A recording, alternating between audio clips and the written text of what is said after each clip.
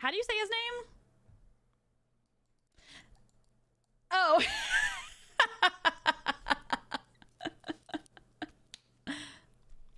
Oh, well, yeah, I was going to then say Hayden's probably very upset. You don't know.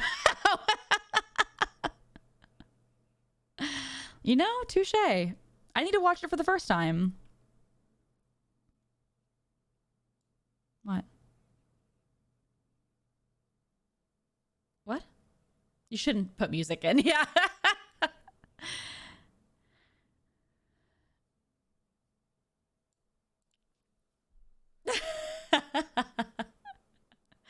So true. So true. I mean, you could do it for stream, but then just not have it go into your VOD. Me too.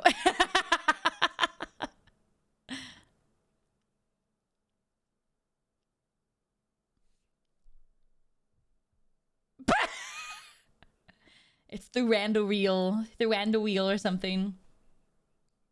Oh, the timing is too funny though. Oh, okay, okay. Ah.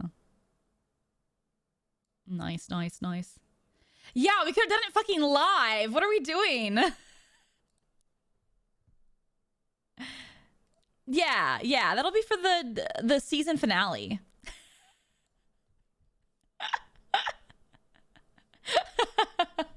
We're real life people. Gasp, horror. Wait, no sound? Wait, you have no sound? Wait, sorry, chat's screaming. Oh, wow. There you are. It wouldn't be called Scuff and Stuff without the fucking... Oh, brother. Chat's going bing bong, streamer, bing bong. Cy, look at us, please.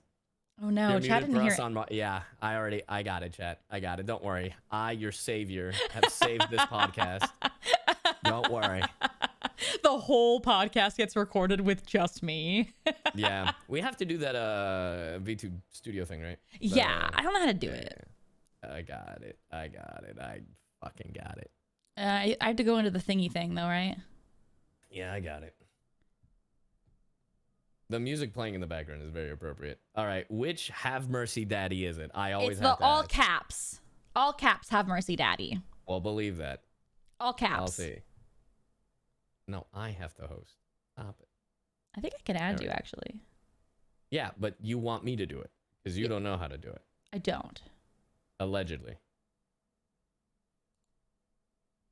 I think I have to put you here though. Join. Am I there? Are you able to join, or do I need to put a password? No, am I there? Probably not, because I have to set it up still. It says I've joined. You have? Yeah. Interesting. I don't know how that's possible. Oh, and now it says disconnected. Yeah, that's what I fucking thought. I was like, what are you talking about? I'm in the walls. No, I'm here. I'm in the walls. People in collab 0 out of 2. What? All right, I got it. Hold on. I have to put the password. Or not? Let me know if you have to put a password in it. Here, I'm gonna put the... Please start or join a collab first. There, that's the password. I put it in the Discord. Save. Don't show. Where do I put the it's okay. Unclick the password. Okay, save. Yep. Why is that the password? I needed something simple. Damn. Okay. Like, Jesus. Accept. Getting judged over here, for fuck's sake. The music is very appropriate I have in the background, by the way. It's actually hilarious. Am I here? Oh, well, you gotta give it a second. It's gotta load. Shit. Dear Christ, so impatient, for fuck's sake. Yes, James. James has been very needy today. He's been like wanting to crawl into my skin. Oh, wait, what? He wants to like be in my lap at all times, but it's not close enough. Like he'll like press his head into my armpit and like just like sit there. And I'm like, hello, Mama, I need attention. And yours not close enough. And I'm like, get off of me. Oh, there you are. Okay. Okay, you still haven't shown up on my end. Oh, it's weird. Still sending the information. You have to give it a second. Let me put him outside. Come here, you. Yeah. Come here,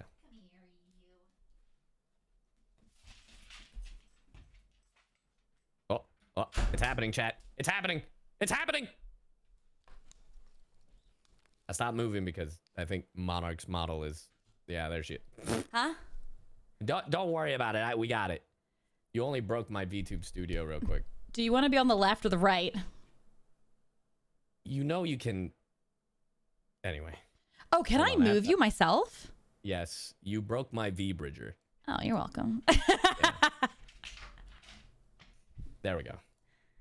How do I move you? Oh, God. Am I blocking you? No,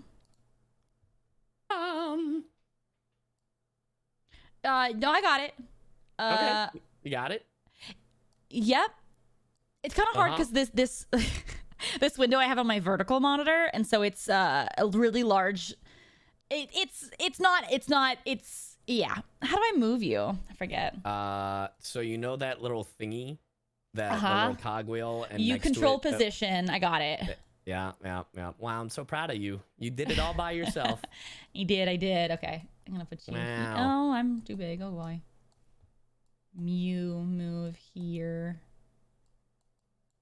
Okay. We've done it. We've done it. We've done it. We've done it. All right. Okay. Let me know when you're ready. I'm ready. Cool. All right. You sure? Yep. All right. Hola y bienvenido al primer episodio de Scuff y Stuff. Yo soy CyYu y aquí tenemos a Monarch. Monarch? See. I don't know.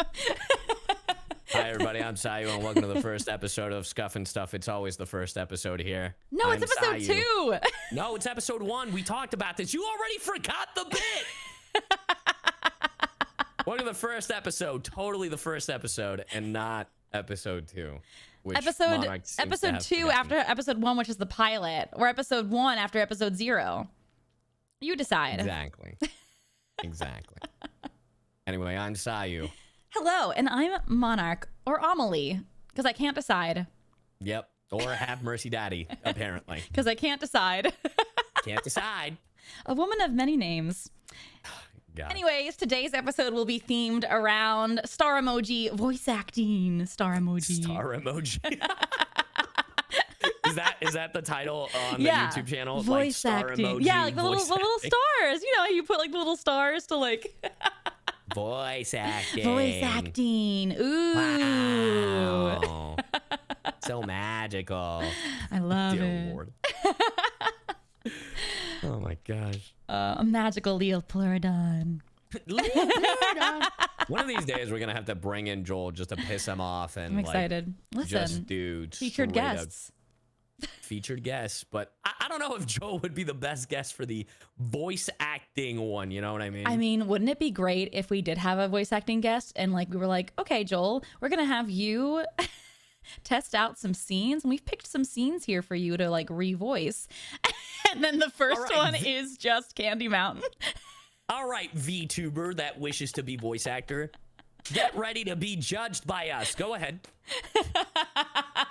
Go ahead. You have to play this perfectly.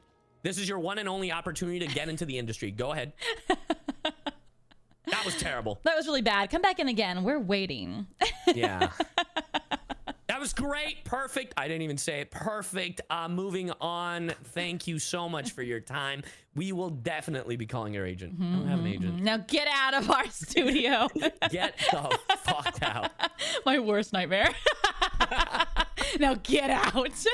Get out. Dear Lord. Well, seeing as this is the voiceover one, and a lot of people primarily know us as VTubers as opposed to, hell, some people don't even know that we do voiceover. I still get like every day folks being like, wait, they're the same person? Same. I didn't know. So Actually, how really about hysterical. we start by saying some of the roles we've done? You go I'm ahead. so down. Ladies first. Okay. Hello. My name is Amelie. Hello, as you know, we already did our intros. You can hear me as Jingliu in Honkai Star Rail, Uta in One Piece film Red, Maureen in My Dress Up Darlene, among many others. Yeah. And I go by Alejandro Saab. This is the 4th intro we've done, but I mean, you gotta do it. I voiced Cyno in Genshin Impact, Jingyuan in Honkai Star Rail, Akihiko Sonata in Persona 3 Reload, and a bunch of other stuff that I can't think of right now because my brain has gone blank. with Same. everything. Oh, Kaiju number 8. I'm in that. I'm the villain. Oh, nice. But yeah, just some of the things we've done. We've both have been in this industry for a bit, you know. While, yeah. Yeah. Professionally, I think it'll be 9 years for me in November. I don't know. I can't do math and I have no recollection of time, but 2011 was my first role. Like in the industry? Mm-hmm. Holy crap. Yeah. Yeah, because I started indie-wise, I started around 2012. 2007 is when I started indie-wise, but my first like paid role was like 2011. Yeah. Like where I actually went into a studio. Yeah. Can you say that again one more time? When did you start? 2007. Damn. It's Sorry, been go ahead. 18. Is that 18 years? I started the same time as I did all my music. It was like the same time. Man, that's crazy. I know. It's been a while.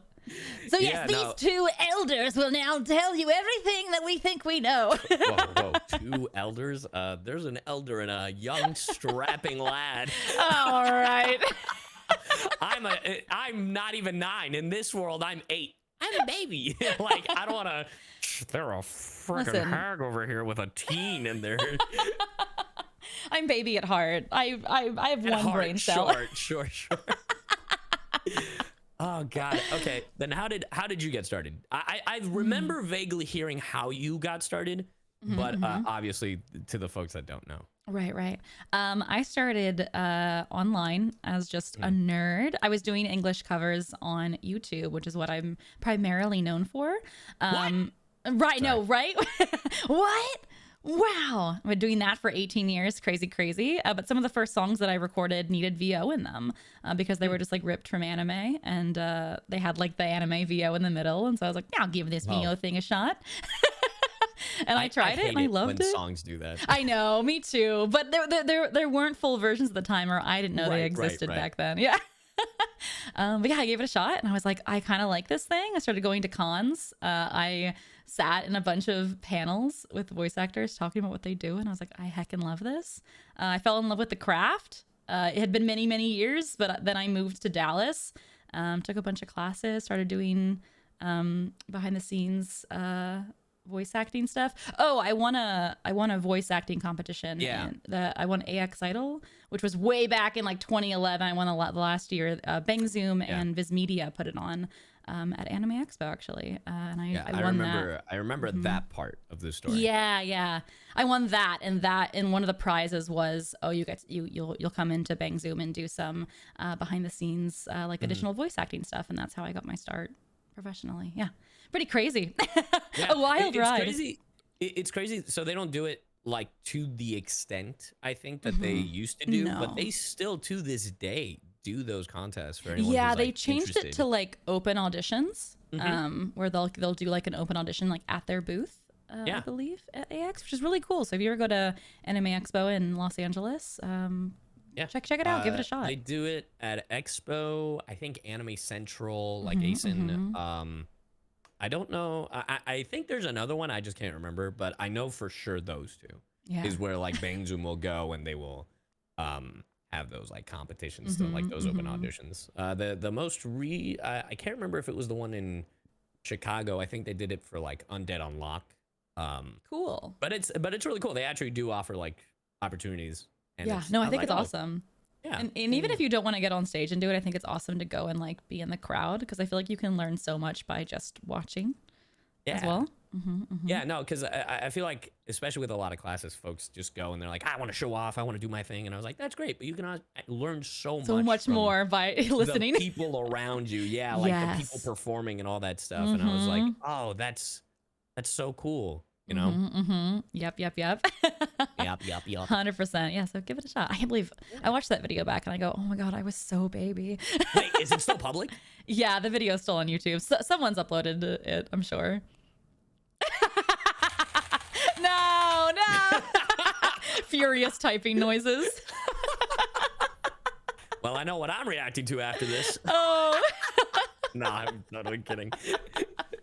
I mean, Everyone's you can. It's me. Like, I think I was doing like a K-On scene. I'm just like screaming. It literally, it's literally just me now. Oh God. Oh yeah. So, hell yeah. Mm-hmm. Nothing's changed in the 13 years of doing this. I've just found my real self now. But yeah, how'd you start? I'm actually very curious. I don't think I've heard this story yet. So it was like, so when I was a kid in middle school, I was making a bunch of dumb content like on the internet. Like I was an 8th grader making videos with my friends. And then when towards the end of 8th grade, I was really fascinated by machinimas, right? Like Red versus Blue. You know, there were a bunch of like the Machinima Network was making stuff with like Gears of War and like Counter-Strike. There were so many different ways to make content. And for those who don't know what a machinima is, basically it is making a film using a video game. So like nowadays folks use like Minecraft or Fortnite and I'm sure some other games that I can't think of. I know that every now and then I'll see a Halo one, but I was making Halo ones because I was really passionate about Red versus Blue. And one of my friends that I made along the way was like, hey, would you voice a cop for me? And I was like, what? He's like, yeah, I need a really gritty cop. And I was like, I don't know what the hell you're talking about, but also I'm 13 going to 14 and my voice is not like, I don't know what you're talking about.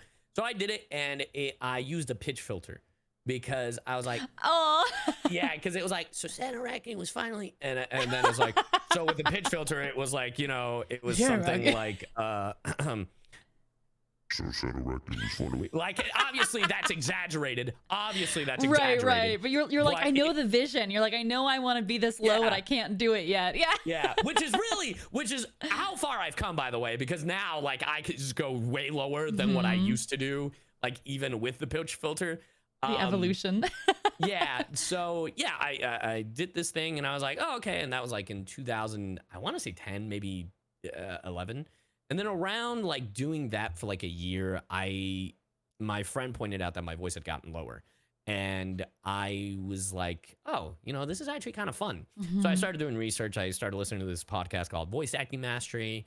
I started reading books, I went on iwannabeavoiceactor.com.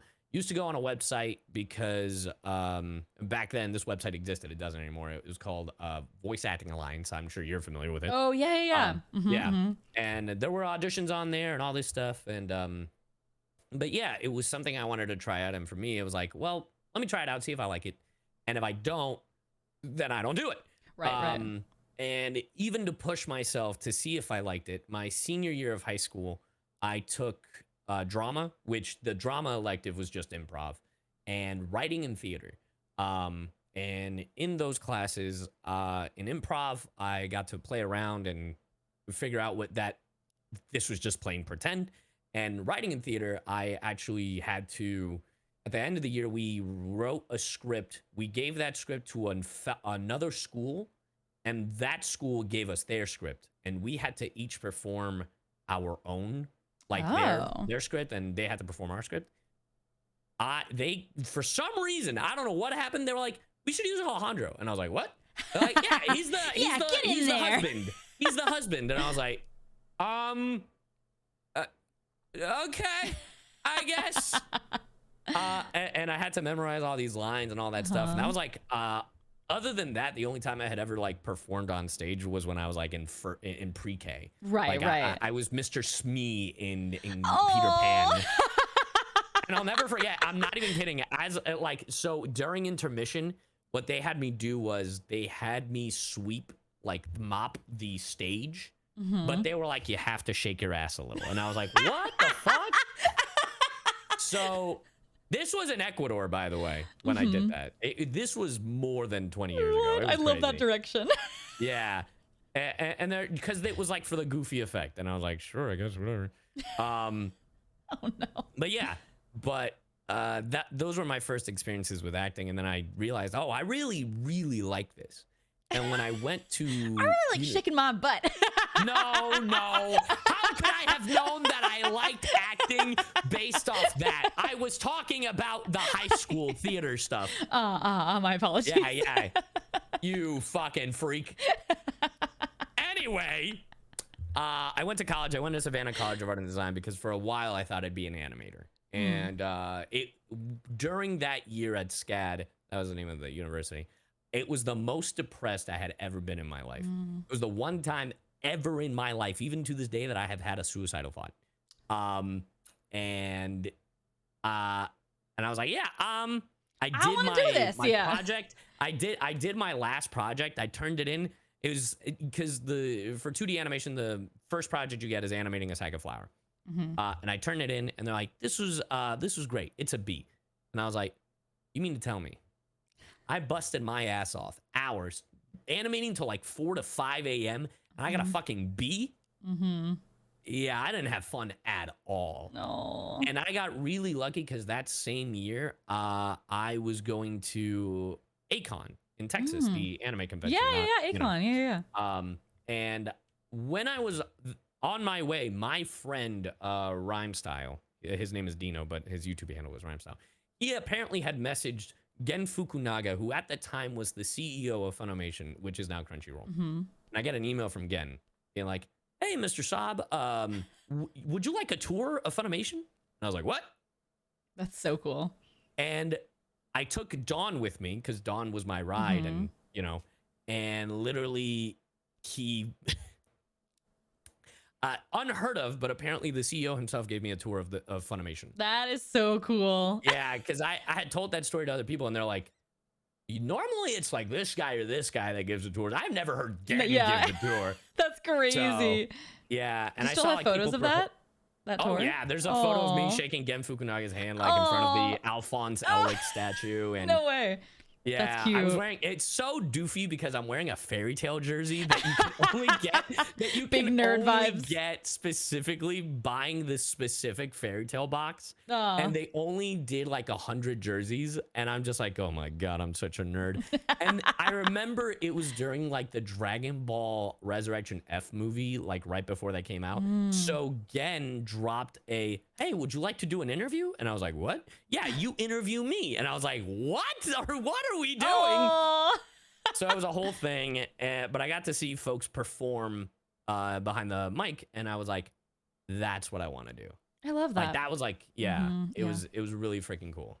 Hell So, yeah.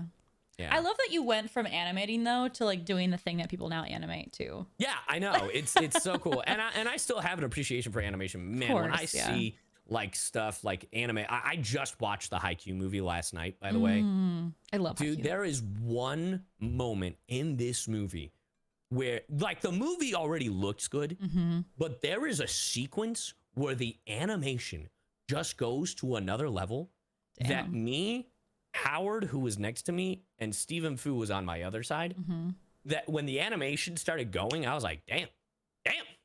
Hell, I gotta check it out. Like, I was like physically shaking. I was like, what the hell is going on? And all of us, the three of us, were like, we all looked at each other. Like, what the hell? Are you seeing what I'm seeing? Yo, it was bonkers. But to this day, regardless, I appreciate like animation and seeing all the different styles, not just in anime, but like in 3D movies and 2D movies. I always like I do have favoritism towards 2D animation over 3D. But man, the stuff that folks have done with 3D animation as of recently with like Spider-Verse, Puss in Boots. Oh yeah, That incredible. new movie, dude, that new movie coming out called Wild Robot, it looks majestic. Like it's like they're blending 2D with 3D, and I'm all for it. I agree. It looks so hecking cool. I think the teams are really crushing it. It's because everyone's trying to do something different and like innovative, and it's so the industry is just like on this incredible like upward journey together. For sure. Yeah, that's really cool though. Oh my god. Yeah, that's my weird long origin. Which is crazy because so I'm a little bit older than you, but you started at 13, 14, which I also started at 13, 14. Yeah, it's actually funny. Crazy. We found that out. I think we found that out during a panel, right? We did a panel. Yeah. Was that the panel we did with Sunny? No, it was the panel that we did, that solo panel. It was like a couple cons before that Sunny panel. Gotcha. Yeah. Oh, it was funny though. Yeah, that's Sunny panel. Oh god. Yeah. If you guys are listening, every once in a while, me and CyYu have different con agents, so we don't always go to the same cons. But every once in a while, a con gets smart and books us both, and then they get dumb and then they put us in a panel together. And they go, "Oh no, what have we done?" The last con we did, it was really funny because they were like, all right, we're going to have CyYu, Monarch, and Sunny Straight. And we're like, now, we love Sunny. Oh, yeah. Love Sunny. And this is a voice acting panel. But we know damn well this ain't gonna be about voice acting. Because it was like a Q&A. So it was like everyone like lines up and asks questions. We were like, oh no, people might only ask voice acting questions. What are we going to do? Or no, sorry, VTubing questions. What are we going to do? Yeah, and it was really funny because Sunny is also like an artist, like a comic artist and an animator. So he was like, what is VTubing? And then he was like started to get interested, and it was really cute. Yeah.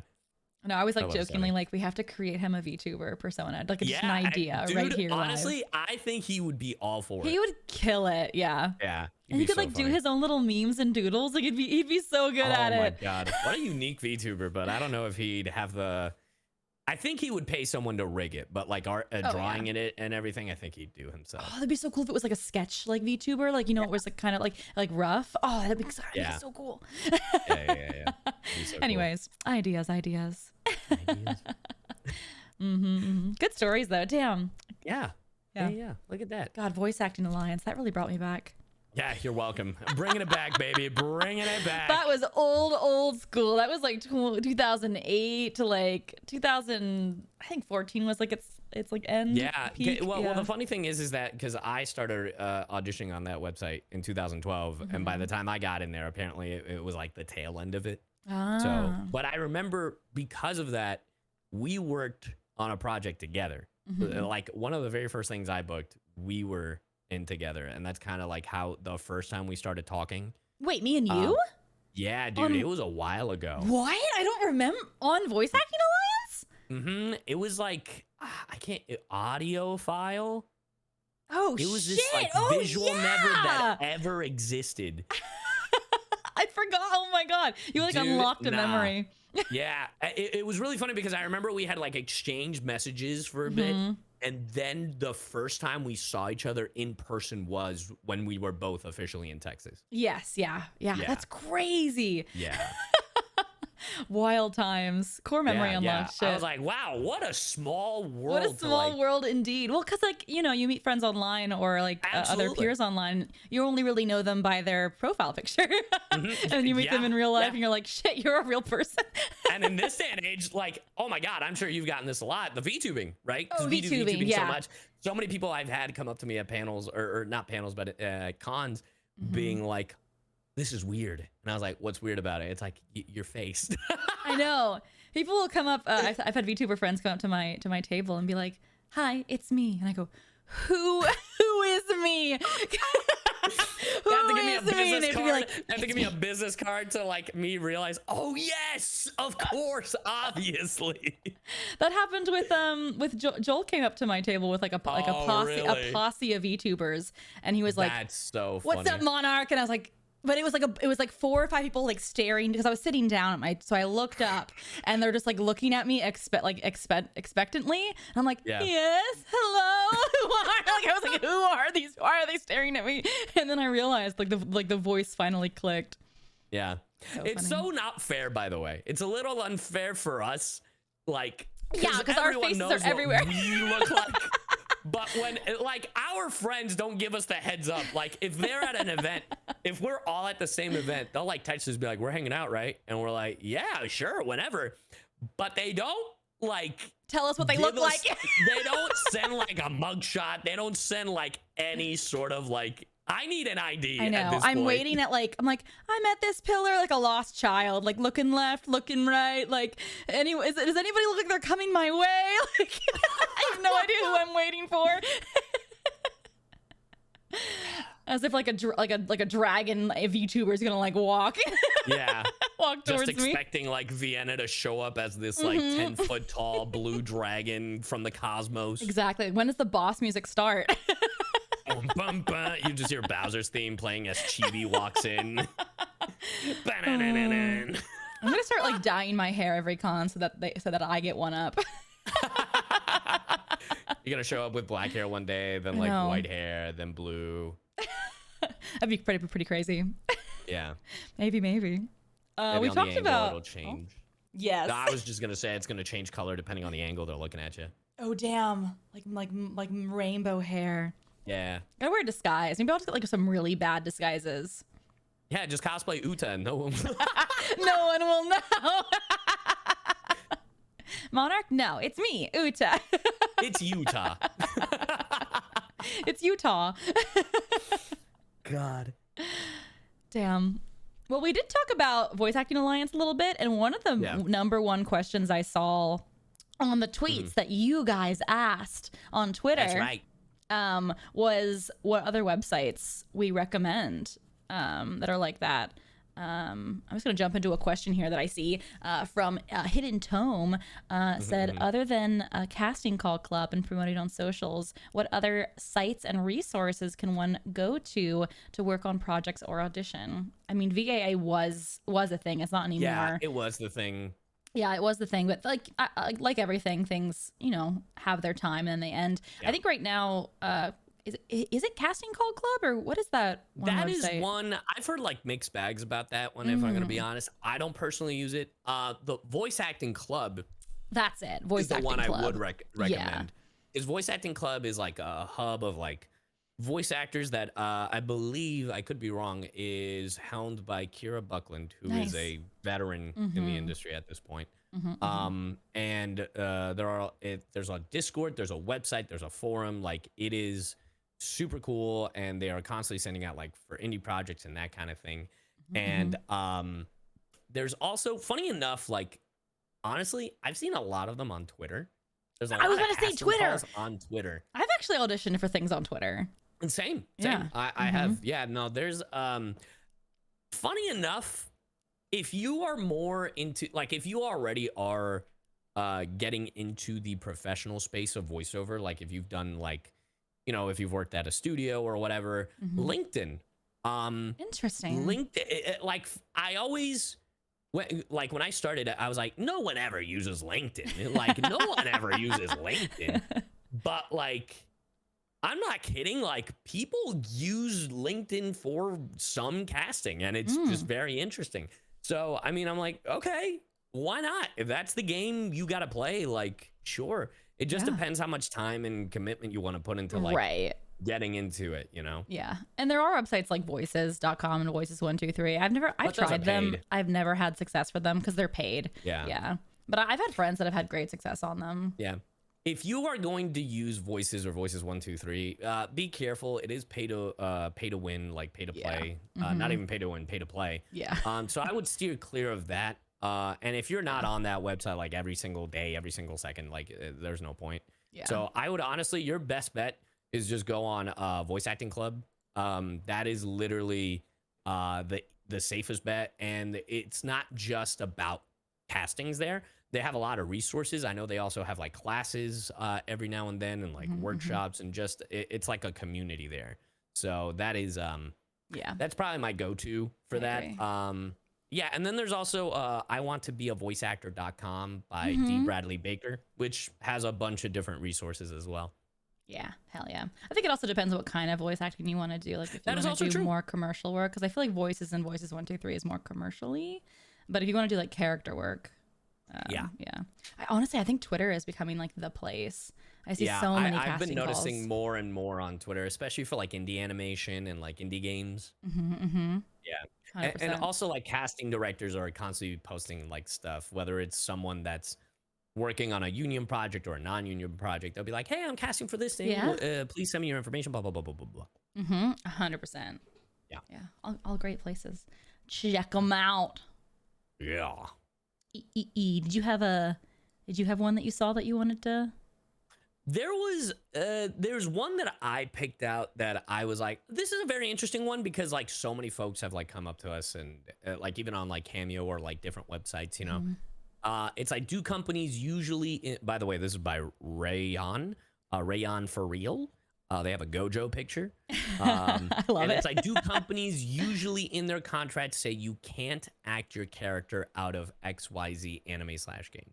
So example they gave is, if Ama improv is seen on stream between Jingliu and Hayasaka, would she be in trouble? And I think it depends, right? Like it depends on the property. It depends on the company. I know for a fact Pokemon does not like that at all. Like they're like, you can only say the lines your characters say. Yeah. You know, same with Disney. It honestly depends per company basis, and that's honestly playing with fire. Yeah. So I would say it's a dangerous gray area, and most of the times I'll just turn it down just to be safe. Yeah. But yeah. Yeah, for sure. But they never. Yeah. There was something I was gonna say on that, but I literally just had the biggest brain fart. Oh. Like I was like, what am I gonna say about this thing that we're literally talking about just now? Let me pass the brain cell back over to you. Sorry, I've been holding it. All right. Nice. Contract. I mean, yeah, this, yeah. You no. Did you find the brain cell? Did you find it? No, I didn't. I was gonna stall until you found it. Okay, then keep stalling until you find it. Until I find it. It's a gray area also. Like when it comes to singing, people are always asking me, why don't I cover like character songs of characters I voices? But I don't, because I feel like it's a gray area. If the character is singing the show, if the character is singing the song in the game, I don't want to cover it myself because they might have me do it later, or I might have already done it, and I don't want to run into that gray area. So that's actually why I don't do that kind of stuff. I'll just like cover the opening because the character normally isn't singing that. But yeah, people ask me all that all the time. Yeah. Because it's one of those like when it comes to, because the reason I picked it out is because a lot of fans ask us at conventions or you know, on Cameo, it's like, oh, could you do this voice can you do the voice of X, Y, and Z doing this little bit or random, you know, kind of thing. And it is a tricky slope, right? Yeah. Because especially nowadays where I've seen folks have taken like voice actors doing like certain lines and then like putting them on like a character in an anime and that kind of thing. Oh, interesting. So it is very tricky. I think if you're doing it tasteful, I think it is gray area, but I think if you're doing it tastefully, like as long as you're not saying like it's like I'm the voice of this and go fuck yourself, like you know what I mean? yeah. exactly. Doing it in the voice, it's like I voice Snarglefart and I'm saying go die, like exactly. Like I always imagine like the client finds it, you know, you want it to be a tasteful. You don't want it to be a situation where they get angry. So like the only time I think it would be in character, you know, if like if it, for example, if someone asked me to do the voice of Kaiju number 9 and be like, could you tell me to die? I'm like, well, he literally says the line, you can go die now. Like I'm like, okay, that right, fine, you can pick that out. Yeah. Like but I'm not gonna. But if someone asks, it's like, could you have Jing Yuen tell me to go fuck myself? Like I can't do that. You know what I mean? Exactly. I feel like it has to be, because I did like a TikTok where it's like, how would my character sneeze? Like how? And I feel like that's cute. Yeah. It's like a character exploration. Could you imagine if they dissect that? Like, and they're like, was that Uta? Play that sound file again. I want to hear it. Or but yeah, if I was just up there cursing in a character voice, but I said it was. Yeah. But yeah, I think it's also that like a lot of the voices that we do can be seen as different characters. But yeah, because like I mean, no matter how much range you have, like eventually some voices will overlap. At that point, it's just about emotional range and how you portray the character.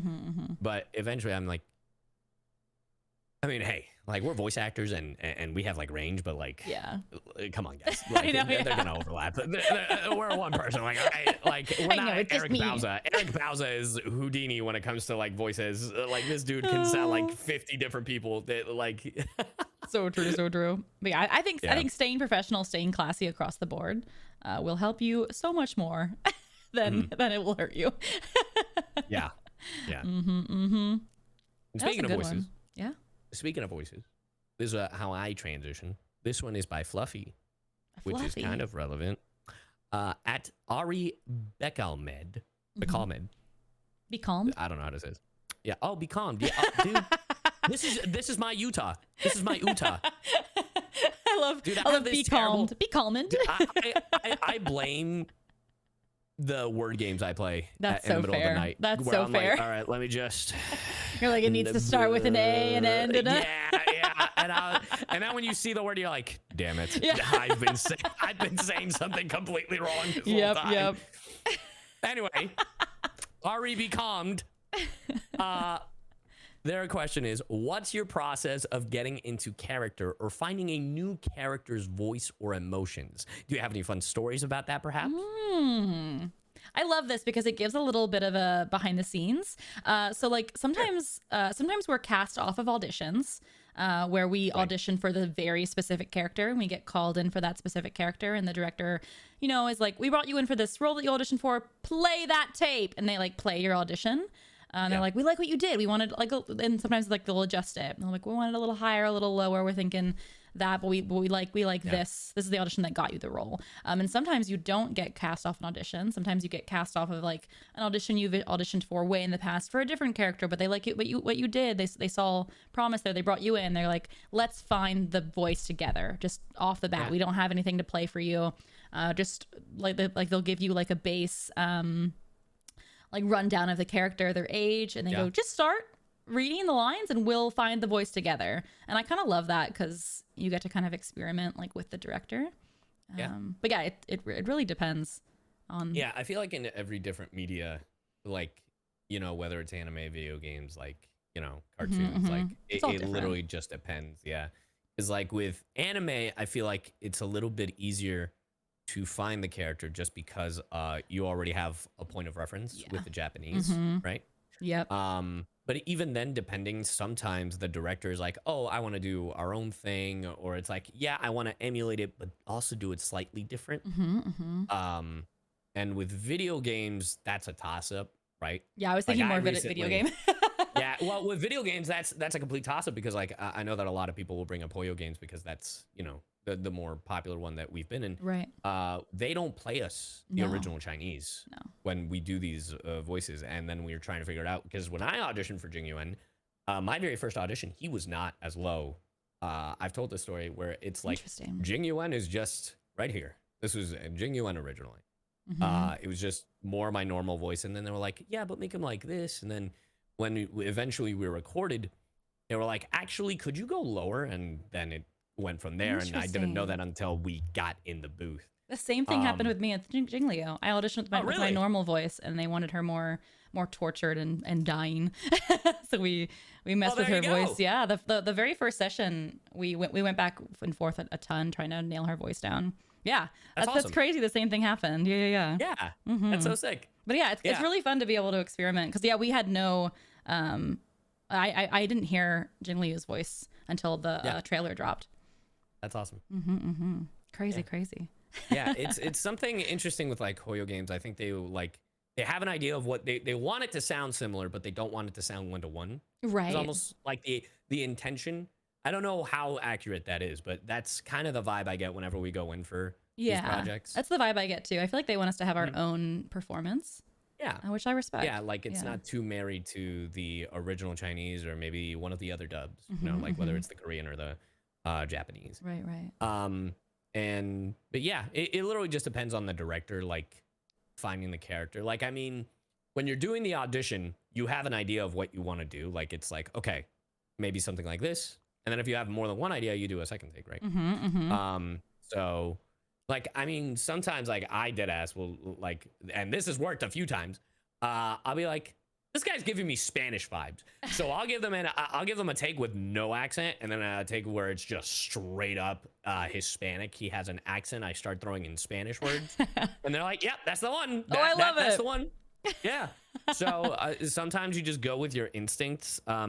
Because honestly, for me, and it's weird, I just go with what I personally think sounds cool. Yeah. Yeah. Which doesn't always hit the nail because when I play the nerdy characters, they're not really cool.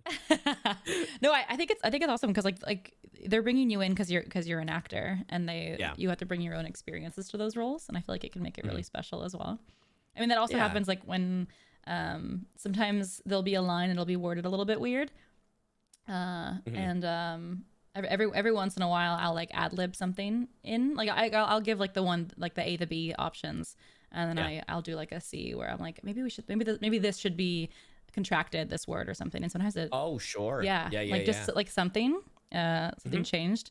That happened a lot with I was in a show called My Dress Up Darling. I voiced the main character, Marin Kitagawa, and a lot of the lines that show was actually done during COVID, so there was a lot of time in between the lines where the engineer had to, like grab the file from the cloud or whatever. I truly don't know what they do, and then they throw it and they'd like edit it and make it fit and stretch it or squish it down. So there was time as they were editing, and sometimes I would just like goof around with the line. I'd be like, because I'd like have the match the mouth flap memorized in my brain. I'd be like, what else could we do here? And a lot of those lines that I was just messing around with actually made it into the show. It's actually really funny. So cool. Yeah. Oh yeah. Yeah. I recently found out with like Kaiju number 9. I had auditioned for Kaiju number 8. For a multitude of the characters, but Kaiju number 9 wasn't one of the characters I had the chance to audition. The director was he had told me, he was like, I have a character I want, but I'm not sure. And then what he told me was, when I booked it, he was like, yeah, I'm not going to lie, I mainly cast you because I knew you could give me the weirdest reactions. Yes. And I was like, what? And he was like, yeah, because this character is so weird, right? Because even though he's the villain, he's just so strange because he sees everything analytically. And he's like, I have to dissect humans. And one thing we would do is go from high to low when he wanted to be like threatening. I don't understand you humans. I want to kill you. Like it was that kind very of thing. Unsettling of a voice. Yeah. But with the efforts, like some of the noises I've made are just like, like just stuff that you would not think is the appropriate reaction. Right. And well, because it makes sense. Yeah. He's like an alien, right? So he's like trying to like emulate speech. Yeah. Yeah. He's so weird and I love him. And one of my favorite things that we got to record, and this is actually in the manga, probably not the way the mangaka wrote it, but the line is, I'm in danger. And we 100% went, we joked about, I'm in danger. And I was like, and when they came up, I was just like, I'm in danger. And he goes, yeah, we're keeping that. We're keeping that. I love it. I love your voice for him. It's really unsettling, and the texture. Yeah, really cool. No, I'm really happy with what we're doing. He's so weird, and I honestly was not expecting that skin tone. I was like, oh, he's so fleshy. He's trying to emulate a person. Yeah, but I think he's probably one of the most technical characters I've played for sure. That's cool. That's really fun. I love when we get to play like that, do something different out of our normal wheelhouse.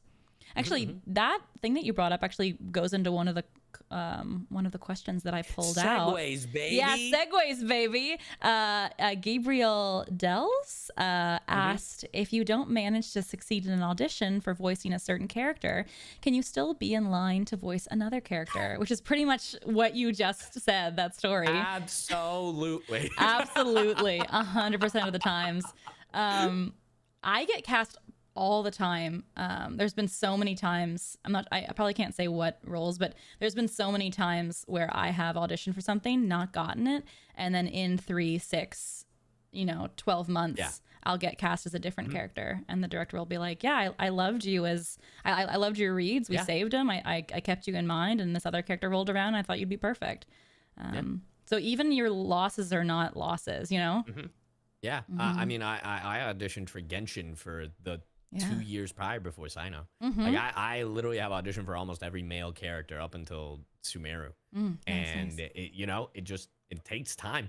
Yeah, and also like I audition. If I'm in a show, there's probably a chance I've auditioned for every character in that show before I actually got in that show. Whether that show, I will say, in that same vein, I had auditioned for a previous project. Didn't get it, but because of that audition, the director Mike McFarlane cast me in Hell's Paradise as Gabimaru. So yeah, like even though you don't book a thing, that director, if they're working on a different project, they'll be like, I really like them on this. I think they would be great here. So as long as you do a good job, as long as you're sending out every audition as if you like you giving it 100%, like that's all that you need, because you're going to be listened to.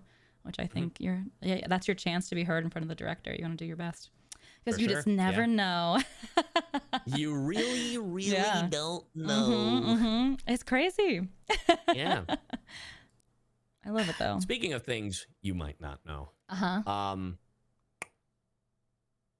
Have you ever recorded a line and you go, I can't believe I said that.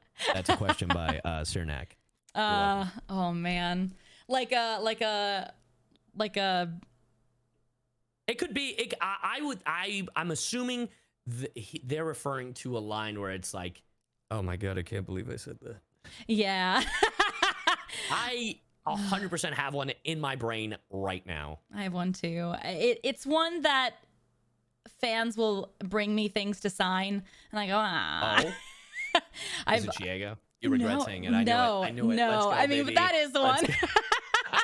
I was thinking in like an actual show, but the Chiego thing does happen. I've signed so many Shigo booties. I don't know. There's one artist. I'm not sure the artist's name, but they must go to every single con I go to because I've signed this character's butt so many times on this print. Yeah, Shigo's butt. It's like a print with her from behind, like, looking over her shoulder, and she's like just in like a onesie, but like her cheeks are just out, and I sign her booty every time.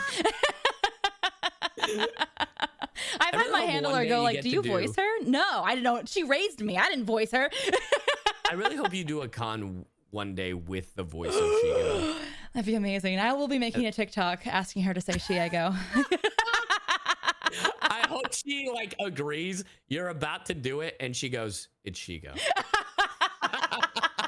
The betrayal. I'll be like the TikTok just like that cuts. Would be so funny, and I would be so vindicated. Oh, it would be great if I was like, if that was the whole bit where she said Shiego, and then I was like, I like the camera like goes down. I'm like, no, you have to say Shiego. She's like, oh. That'd be great. That's not what we agreed upon. I know. That's what you said. I'm paying you under the table or something. I don't know. You want those snacks or not? Oh my god. Lines that I said that I can't believe I said that. I voice a character in Overlord named Crush. Do you know? I know the character, but Oh. I honestly always forget you voice this character. I know. I voice a character named Crush Lulu in Overlord, and she's a pink lizard character, and it just awakens something in some subset of some fan base. You did that. Yeah, you know, she's like a lizard humanoid thing. You know what? Let your imagination do with that what you will. She has a line that is, quote, impregnate me, quote. And she screams it at the end of one of the episodes to another lizard man. What? Yeah. I didn't know you say that. I do. Yeah, I know. That's what immediately came to my mind when I can't believe I said that. Yeah. What the fuck?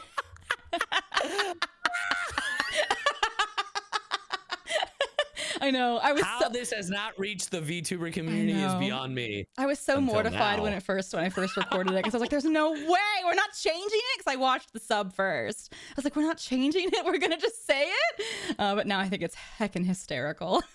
I hope you know this is gonna get clipped, and I know it's gonna be put up on Twitter. I know. Really hope. I really want you to know. I know. I have her little face engraved into my mind. Her little mouth opened. Her little fangs. Okay, so I saw someone in the chat bring this up, and they think the one line I regret, or I can't believe I said, was from Nambika, by the way. In Nambika, I don't regret saying this line. I actually encouraged it because I thought it was fucking hilarious. In Nambika, my character in season 2 goes, "Quit pulling on my hair until we both agree on a safe word." I do not regret saying those words. That is some of the funniest shit to this day that I have said in an anime. That's so great. I actually love that. Dude, it's hilarious because I'm just yelling it like a banshee. Is it like in the background of something, or is it like main focused on? It is hysterical. Front and center. That's it. No, that fits Nambaka though, because the comedy in that is so borderline raunchy. Not I mean, how do I describe that? Kind of. It's kind of like it's like that. Yeah. That is amazing. What a line. Now the line I actually can't believe I've said. So I voice in a show called The Irregular at Magic. I thought you were gonna say the Master Stroke. No, I don't regret that. The internet ruined that for me. No, I voiced in a show called The Irregular at Magic High School. Okay. I voiced Tatsuya Shiba. Mm. He's the main boy. Now, this is from the spin-off show. The very first episode of the spin-off show, which is just season 1 again from the perspective of his sister. Here's the thing, by the way. I think I'm in that. This, maybe probably. Maybe. It's like the honorary student or whatever. Oh. By the way, this show, I want to say right now, I do not condone the relationship that Miyuki wants with Tatsuya. Fuck all that. It's weird. I'm not okay with it. And basically, in this spin-off show, the very first episode, it's Miyuki's birthday. And they go to an ice cream parlor. And in the ice cream parlor, everybody around them thinks they're on a date. And Tatsuya's going to correct them. And she goes, please don't. And he's like, okay, I guess. That's not the line. The line is right after. Because she spilled some ice cream on her face. Oh, no. And oh, no. I said, Miyuki, you have a little cream on your mouth. Oh, no. And when I said that, when I read that, I looked at my director and was like, surely we're this is gonna a joke. change that. My director just looked at me and it's like, you have to say it, Alejandro. You have to say it. You have to say it, Alejandro. And I was like, please. And he's like, say the line. And I'm like, you have a little cream on your mouth, maybe. And then he's like, thank you, moving on. And I'm like, oh. I will say yours is way worse. No, I feel like they're pretty even. I agree, but you had to shout yours. That's fair. But I agree. At least the context of like my character's relation, you know, like at least the context is.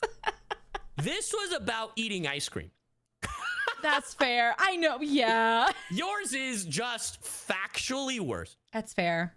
Mine's even worse because after that, there's like a little musical section and the two lizards are totally banging on screen.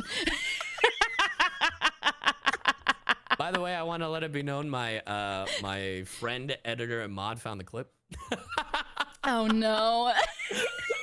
It's something. I won't watch it on the podcast. Yeah. I mean, she's a chunky lizard. I love her for it. Good for her. Good for her. What a queen. What a queen. Oh. Dear Christ. That was one of my very first roles too. Oh, really? Yeah. Mm-hmm. That was like, what year was that? That was, oh man. That was one of my very first roles at Funny. At Funny, yeah. Yeah. Let me see. If it was that was season 2, so that had to be past 2016. That was 2018. Yeah. Yeah, because I moved there in 2017. So yeah, it was right around there. Yeah, crazy times. And I was like, oh no. But I'll never forget the director coming, like, because I you know, like at that studio you wait in a little lobby and then like the director will come get you. And the director was like, just sat there, he crossed his arms and went, have you seen the episode? Like, yeah. He's like, all right. Let's do get this. In there. Let's do this. I'll just never forget. I will say, to let you know, there was a show, I can't talk too much about it, but there was a show I worked on. It got canceled, but it was possibly the raunchiest shit I have ever worked on in my life. Oh my God. Porn. It was porn. And you might know, we can't say what it is. We can't. It's canceled. Technically, we legally cannot say what it is. But just letting you know, even though you said that, I probably have said worse. Anyway, that's all I'll say on the matter. So good. Yeah. Anyway, next question. Go on. Next question. Anyways, what a great question though. I've never answered that before. Good question. Oh, okay. Here's one. This is from, oh my God, Jingyuan, call me. Oh, how appropriate. I won't, but go on.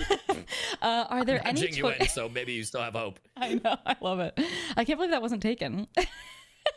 Also surprised. Are there any choices you made early in your career that you wouldn't advise others to make when starting out? Whether that's management, reps, socials, or other. There's so many things that fall into this. My main thing, and I feel like a lot of people misconstrue when I say this, my main thing I would tell myself is don't be too overly familiar. And by that, I mean, because I've said too overly friendly and people misconstrue that as like, oh, don't be nice to people. No, be nice to people. But being over familiar is different. Over familiar is like, you don't know a person, but you act like you're best friends. And I had that issue because I really enjoyed working at Funimation. And I feel like I've told this story at panels, but not on stream. One of my close friends now, Tia Ballard, she was one of the first directors I worked with at Funimation. And that show was Kiss Him Not Me. When I auditioned for the show, she had me read for like 2 characters. One of them was the one I ended up booking, but the other one, she was trying to explain how she wanted the voice. And she was like, do you know Scourge? And I was like, oh, from Sonic the Hedgehog? And she like lost it and was like, wait, you actually know my reference? Yes, that's exactly it. And in my brain, I went, oh, great. We've made a connection. We're friends, right? And I know this now about Tia, and you know me. I'm very sarcastic. I'm very sassy. Yeah. Right? Tia cannot read sarcasm. Ah. I didn't know that at the time. So I would be making a lot of sarcastic jokes in the booth because that's just how I cope, right? When I'm nervous. And apparently, I didn't know this until years later, like a full 2 years later. Tia was like, I thought you were an asshole. And I was like, what? Oh. She's like, yeah, you were so sarcastic and you just came off as arrogant. And I was like, oh, no, I just thought we were friends. And she's like, yeah, I figured that out later. And I was like, what do you mean? She's like, because I jabbed back and you laughed it off. And I was like, oh, well, yeah, of course. Like, absolutely. And yeah, like that was the thing. And it was like, it wasn't only with Tia. Tia actually had to vouch for me with like other people because I was very similar to other directors. And I was like, oh, so yeah. Right. If you're starting out in this industry, it's okay to be friendly. It's okay to make friends. Just don't be too overfamiliar. There is a threshold of like where you should like your comfortability level, right? You should like be like, okay, what is my like social link? Still stay professional. Yeah. Yeah. Like you can be friendly and you can like let down your guard, but you have to remember that you are still a professional. And that is what the advice I would give myself, that I would like, hey, don't get too comfortable. Yeah, you got to remain like or maintain a like perfect balance. Yeah. Of both. I got really lucky, I will say. So. Oh man, I feel like I haven't had an experience like that because I was very awkward in the beginning, and I just like I had it in my head that I had to be really professional, and so so I kind of just went in and did my job and then left in the beginning. I never fell into that. But now I know actors and I'm more playful because I've worked with them many times and we joke around and stuff. So it's different after that. But yeah. But choices, let's see, advise others when they're starting out. I made a demo way too early. And I spent a lot of money on the demo. I think I spent like $2,000 on the demo. It was ridiculous. 1,500, I think it was. Ridiculous. Yeah. It was way too much. I had no idea what I was doing. It out here? It was in Dallas. Oh, really? Yeah. It was way in the beginning. It was like before I even started working at Funimation. I just like, I thought that I needed a demo. I just got some bad advice. Thought I needed a demo. Yeah. And I spent a lot of money on the demo and I didn't really have, I didn't really understand kind of what characters I was even good at. And so we kind of just like threw together a demo and it was fine. I got work off of it, but I wasted a lot of money. And I very quickly found out after a couple of jobs that demo did not accurately represent the voices I can do. Yeah. And the voices that I'm comfortable doing and the voices that I was getting cast as. And I was like, shit, I got to redo it. And I spent $2,000 on this demo. Yeah. Yeah. That So is like one of the biggest misconceptions, right? Like yes. with when you're starting out in voiceover is like, oh, you need to have a voice demo right away. And I was like, no, not right away. Yeah, no. And yeah, no, this is not the demo that I'm using currently. I've made like 5 or 6 demos since then. This is the very, very first demo that I made like early in my career, like 2015, like so early. We're constantly evolving and Yes. getting better as time goes on, you know, like that just makes sense. I think I make a new demo every couple of years now because like, it's just every my couple voice of years, is I think is a changing. good way. Yeah. Exactly. That too. Like if your voice changes, like, yeah, you should get a new voice demo. My voice has gotten so much lower. I can just do so much more, and I'm more comfortable. I mean, I think you should base your demo off the characters that you're getting cast as. But I feel like that should be, because what I've learned like over the years, is like the first 3 spots are probably the most important spots, right? Usually start with your normal voice. That's the usual, whether that's in your slate or whether that's just your actual voice. And then you can do a completely different voice to differentiate it. And then the third voice is probably like an accent or a singing or a talent that you, because it's like one of those things. It's like, oh, you write out what you can do, right? Like your resume. Like it's like, oh, I can sing, I can beatbox, I can speak another language. It's like, cool. You told me, but you didn't show me. So true. So true.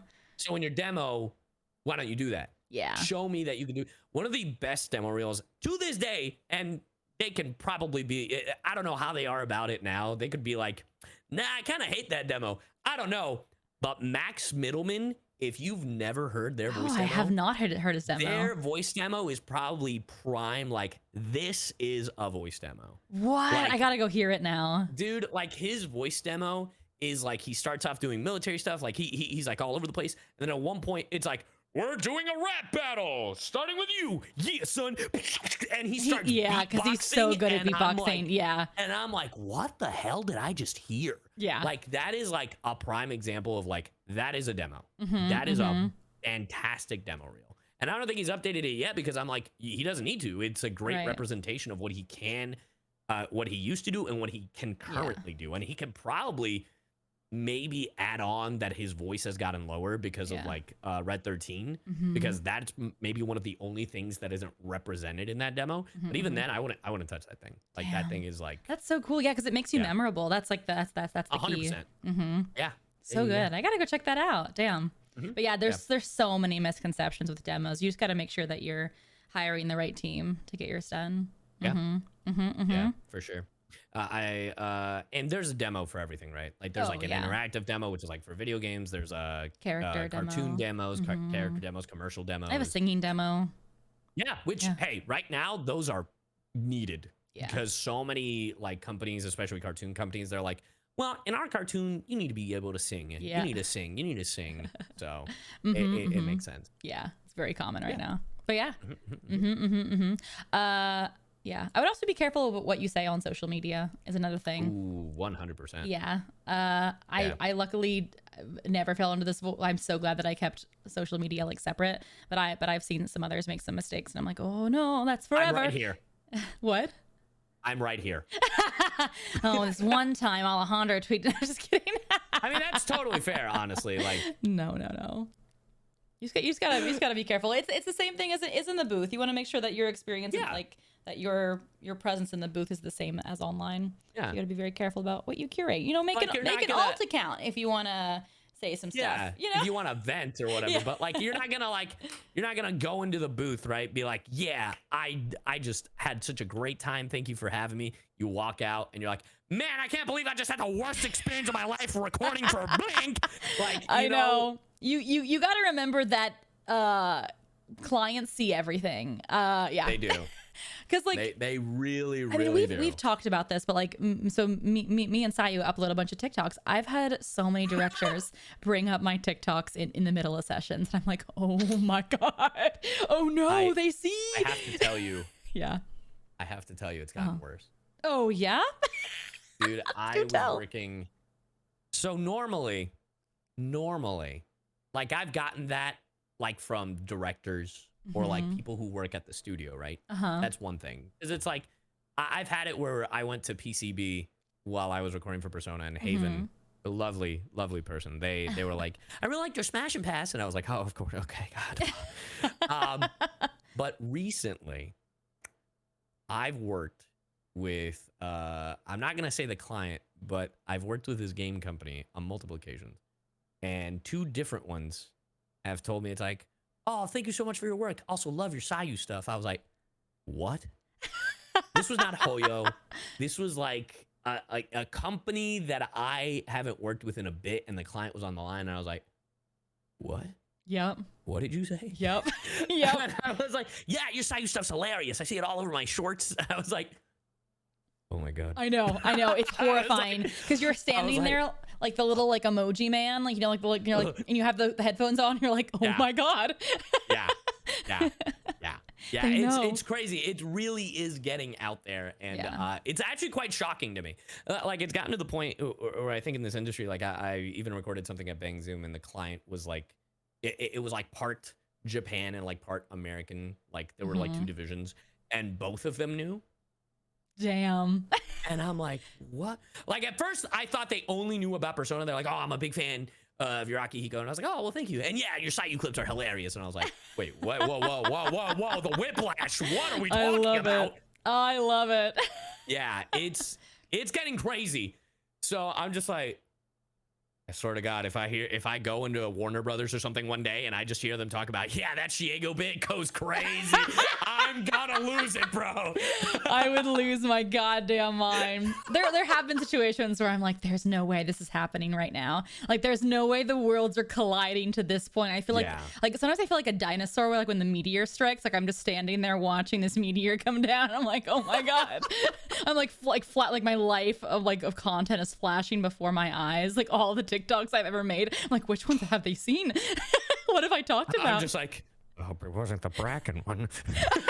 Yeah, literally me thirsting with a Bracken or like saying Shiego, or I just posted a TikTok of me like playing Lara Croft and like her booty comes into frame and I'm like, I'm no better than a man. Like I'm like, which TikToks have they seen? I'm no better than a man.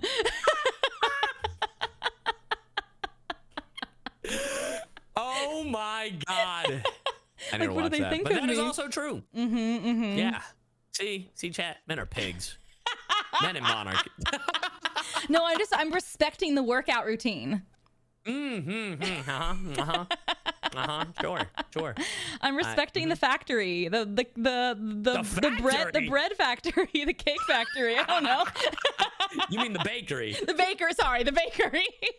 I was like, the factory. Sorry, my brain was only on one thing. Damn. Anyways. Oh my God. Anyways, talking about funny things that happen. I'm gonna say the same thing. I was waiting for it. I was like, this is a great transition. This is a great segue. Anyways, talking about funny things that happen, this next person at put a bird on it now. I have several questions. They ask, do you remember any bloopers or funny recording moments you had when doing voice acting in any game or like anything, any project? Man, I have a few. Go ahead. Okay, one of the very first. These are more funny recording moments. There was one time I was recording Nambika. And I remember it was the first time that Hayden came to America. Like, well, not came to America, but came to visit me. It was like we had just started dating, and they hadn't seen behind the booth, right? And Aaron Dismuke was the director, and I'm absolutely going to put him on blast. I bet those sessions were so fun. Yeah, no, working with Aaron is always a treat. Yeah. And he was like, yeah, Hayden can join. And I was like, okay, cool. So Hayden was sitting on like a chair watching us work. And there was this one scene, I can't remember, I think it was in season 1. It was right after when Jugo had gotten separated from everybody else because there was this whole thing during the tournament. Spoilers. I'm just kidding. Relax, this is from 2016, bro. Anyway, there's a moment where Uno is hugging a body pillow of Jugo. And we did the line like twice, and Aaron's like, you know, can we do it one more time? And could you say it like you're coming onto a baby. And I was like, what? What? Just try it. Just try it. Aaron was always weird with like how he would describe certain things. So he muted the mic, and apparently what I did was I like kind of leaned into the microphone. So almost like talking to like almost like, you know what I mean? And then literally like in a baby like, voice? No, not in a baby voice, but like, I mean, Uno was asleep, so it's like a sleepy kind of voice. Okay. But it was really funny because then Aaron, as the mic is muted, he started slamming the desk and he goes, he's doing it. He's actually doing it. And was he joking with you? Is that not the direction he wanted? He was fucking with me the whole time. But that was the take he ended up using. I love it. I love it. He's like, he's in there. He's really, he's really taking my direction to heart. He's actually, and then afterwards, he was like, "You actually did that," and I was like, "Well, yeah, you asked me." And I was like, "You're the director," and he's like, "Oh, so I have power," and I was like, "You fucking asshole." Oh my god, I love it. Yeah, I love Aaron. He's so funny. I bet those sessions were a blast. That show just like leans gives so much. Yeah, there was another moment when we were recording. It wasn't with Aaron. I was recording with Tia. I can't remember the name of the show. It was like one of those like mobile games that got turned into an anime. And literally, I was doing these yells, and Tia was my director. And I remember that Felicia Angel and Jesse Greeley were just hanging out in the booth. And I was doing like a huh! And they stopped the session. Yeah. Tia looks at me and goes, "We both know you can do better." Damn. At this point, we had already built like a sibling relationship, just for context. Right. But I was like, "Damn!" And Felicia just goes, "We're not mad. We're just disappointed." And then I do it, and then Tia unmutes the mic and goes, "See, better." And Jesse Greeley from even behind both of them was like, "Why you holding out on us, bro?" We knew you had it in you. Yeah. The best part was when I moved to LA the first time, Tia had made me a frame that with the text, "We both know you can do better." I love it. Wait, that's so cute, actually. Yeah, it was adorable, and I love that. So, but yeah, I'll never forget that story. It was so funny. I think the show was called Grand Crest War. I'm gonna have to look this up. Yeah, probably. It sounds familiar. There were a lot. That was like the season where like they were doing a lot of that. No, not that one. Not Grand Crest War. Yeah, no, there was a bunch. I'll have to look it up. Yeah. What was your funny bit while I look this up? I was in an anime called Kimono Friends. Which Sound Cadence did, and I loved that whole team. Like we were friends, so we were always joking around like in those booths and just having fun. So it was a very like fun, silly atmosphere. And they were recording outtakes. We knew we were going to like have outtakes throughout the entire show. So like they were just like saving outtakes here and there from episodes. And actually, you can go onto YouTube and like watch the Kimono Friends outtakes. But I voiced one of the singing penguins, Princess. And I actually, Princess. I went in for the last episode and I believe it was Howard or it was Marissa played they're like, well, here's what we have so far, the outtakes, and it was the other penguins all dogpiling on me. It was Megan Shipman and Kaylee Mills and Dawn Bennett. Oh my gosh. Going like being like, well, she has 1 million subscribers, like just this like the most hysterical things like as the outtakes. Like I couldn't even do my lines correctly because like clout. I would just laugh. And it was so much fun because I was just last, so I just got to hear everybody before me. But it was the most hysterical thing because I had no idea they did it. Like nobody ratted on anybody about it. Like I got to hear it all. Originally, it was so much fun. But there's clout. There's another part in that show where my character goes, and our next song is, and then I would say the name of the show, the name of the song. I don't even remember the name of the song because there's so many outtakes of me going, and our next song is All the Single Ladies. And our next song is Despacito. Like, and I would not say the line. There's like 20 versions of me saying other songs. That blooper reel is just you saying It's all that just me. stuff. Our next song is Drop It Low. Like, I don't Drop know. it like it's hot. One of my favorites. I mean, you can still go watch the outtakes now on YouTube, I'm pretty sure. Gosh. Oh, good times. I wish they still did outtakes. It makes me so sad. Yeah. Well, that was because they slipped. Like, one outtake accidentally slipped into the official dub. Oh. So Oh, no. they were like, we They're can like, never let that's that it. It's happen all again. over. We can't have nice things. Yeah, it was Yeah. bad. Also, the show I was talking about was called Chain Chronicle, The Light of Essetas. But yeah, it was Chain Gesundheit. Chronicle. Yeah, literally. I think the main bloopers I remember doing were on shows that I was usually... The one show I did it with Howard. Like, we were each other's love interests. And we were just flirting with each other in real life.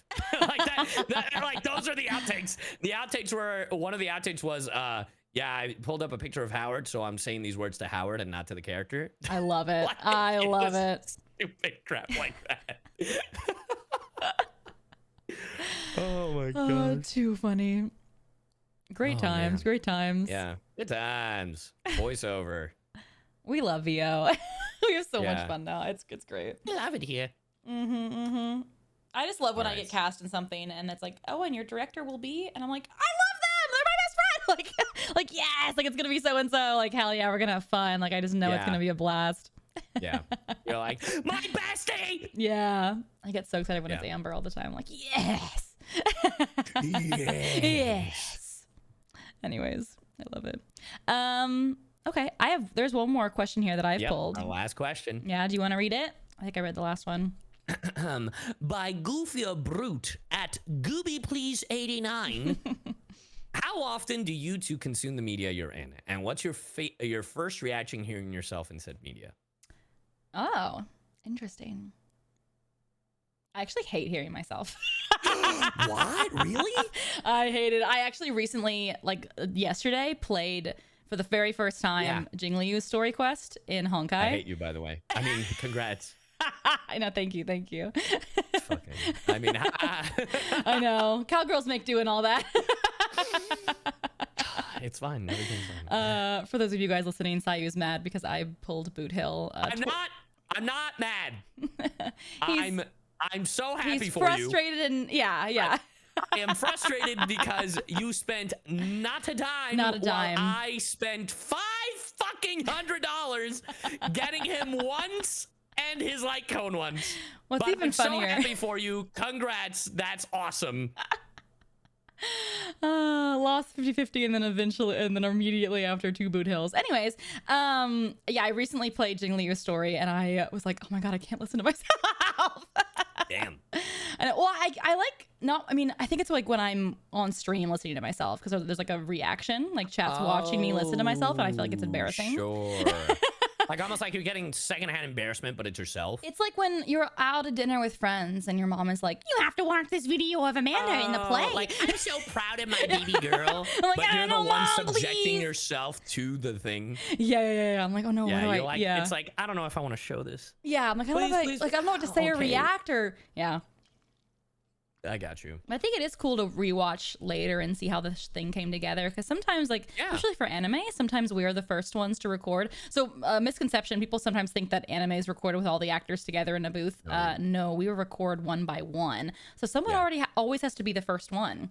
And I've been the first one a bunch of times, so I don't get to hear anybody else's performance. But sometimes I'll watch the clips back later and be like, "Oh, it's cool to see the scene all come together," and that's how they reacted to my line and stuff.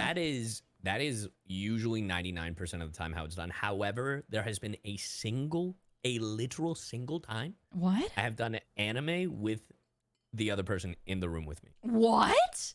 Yeah, and it was with Damon Mills. We were recording Hitori Jime My Hero, which was a boy love show. And David Wald was our director. And David Okay. Wald, for these like very romantic scenes, really wanted us to have that like intimate energy in the booth. Yeah. Actually, but there that is was the one yeah. time. Actually, there was one project. I can't say the title. There was one project where I did voice with someone else on the other end of. They were like we were. But both was on it anime? It was an anime. Yeah, it was. Wow. But we were both on like the call together because it was remote. During COVID? Yeah, during COVID, we were both on the call. Yeah. Interesting. Gotcha.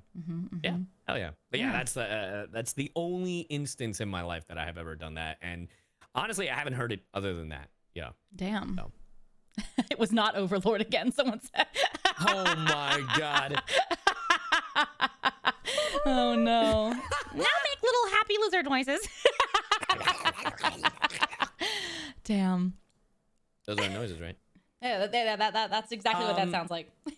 But yeah, I mean, I consume a lot of the media that I happen to be in, and that's just because like I mean, I'm a nerd for this shit, right? Like I grew up with all this stuff, and I've been fortunate enough to voice in things that I was going to play, watch, whatever already. Like with Kaiju, with Persona, with like, I mean, Genshin, Honkai, like literally 90%. Like it just happens to be the things that I stream, and everyone's like, Cy only streams the things he's in, and I was like, no, it just happens to be. It just happens. Like I was gonna love this thing anyway. I'm just very fortunate that I got to be a part of it. Yeah, I totally agree. Like literally when I streamed God of War Ragnarok, people were like, you're only playing this because you're in it. I'm like, no, you're like, no, it's a good game. Same with like Spider-Man, and then everyone's like, oh, there's Cy again. We're like Final Fantasy. Yeah. Oh my god, bro. Like bro. And even when I don't, like it's gotten to the point where my content creator agent will be like, hey, they want you to play this. You voicing it, right? And I was like, no. Oh. What do you mean you don't? And I was like, I thought you were in everything. Yeah, literally what they said. And I'm like, I'm not. I love it. You're like, no, it just happened to be a lot. Dude, I don't like right now. I'm currently playing Paper Mario: The Thousand-Year Door, and I was like, there's no way. There's no one thinks I voice in this game, but I'm just like, this game has no voices. There's just literally no way anyone would think I'm just playing this. You made all the paper noises. Yeah, I am actually trying to do as many of the voices as I can. Oh, that's cute. I love that. Yeah, like a little storybook. But yeah, I know I enjoy it. I will say the very first time I heard myself as Shallot in Dragon Ball Legends, I almost cried because I grew up with Dragon Ball. So I was like, there's literally a video of me on Twitter, I think, to this day. I haven't taken it down. It's just me going, I'm in a Dragon Ball game. And that's so cute. Yeah, like it was like back in like 2018, and I was like, this is really cool. Yeah, this is really, really cool. It's crazy to have those moments where you're like, yeah, I really did that thing. Shit. Yeah, that's so crazy. I'm in there. It's me. Was it the first time you had that recollection, that moment of like being in something? Yeah, where you're like, shit. Like you just have that like you're watching yourself from above moment. Oh, for 100%, like a 100% for that. But like before then, I had opportunities up to that point. Like I had already done my first lead in an anime. Like I had been in supporting roles, but that was such a, because even then, like I had done so much Dragon Ball like content, right? That I was just like, this is like so much of me that like getting to be a part of this was so crazy. So. I remember one of my friends, I think it was, his name is Afro Sendru, like his online handle. He had asked me when I booked that, he was like, do you think this is it? I was like, what? That you've peaked? Like, you've made it to the, and I was like, fuck no. And he goes, what? I'm like, yeah, this is like the start. This is like the start for me. Like, and it really was. Yeah. I was like, this is just solidified that this is exactly what I want to do. You're like, damn, I hope not. Yeah, exactly. I hope it's not the peak. Bitch, I just started. Oh, that's so cute. Hell yeah. Yeah. I had a similar moment when One Piece Film Red came out. Yeah. Yeah. For you guys that don't know, I voice Uta in One Piece Film Red. Utah. Utah. No, Uta. And we did a premiere at the Chinese theater downtown in LA. That's so cool. It's a huge theater, and I got to bring my mom and my dad. And I remember just like sitting there and being like, "Holy shit, this is real!" And like doing like the stepping away, like with all the like the cameras and the interviews on the red carpet. And I was like, "Am I here right now?" It was it's wild. real. I know. I was like, "Holy shit." I know, my mom was sitting next to me and she goes, "Which one's you?" And I got to point and go, "That one, talking right now." I'm that one. I'm that one, Mom. God, that's so cool. It was really cool. Yeah. Crazy. Oh yeah. Yeah. So did you hate hearing yourself as Uta then? I actually really liked that. It was kind of fun because the whole cast was there together. So I think we were all kind of in the same spot together. We were all in that row together. So we were kind of all listening to ourselves at once. And it's not like there was a camera on me watching my reactions. It was like a dark theater, and you know, the fans are in the back like cheering. And so it was yeah, it was more of like a we're all in this together kind of moment. Yeah. All in this yeah. Together. It was cute. Actually, that premiere was really funny because they started the episode. I mean, they started the movie, and it was all in Japanese. And the entire cast, we all looked at each other like, we're here for the premiere, right? And I think it got like 15 minutes in, and then it shut off, and then it started back up, and it was the English. I didn't know that. I know. I was cackling in my seat because I was just like imagining someone in the back like pulling their hair out, like screaming orders, like running around, being like, "It's in the wrong language, roll it back." That's actually hysterical. crazy. I know. The Scuff follows me. What can I say? Bro, that's so fucking wild. I know. Everyone that was there was like, "Huh?" I just remember the "huh." God. Gosh. So good. Good times. Well, did we miss anything? I feel like we covered all the bases. Everything. Yeah. I think we've covered everything voice. We've answered every single voice act. That's not true. You'll never come to me again at a convention and ask a voice acting question because we've answered it all here. Monarch, what's your favorite voice to do?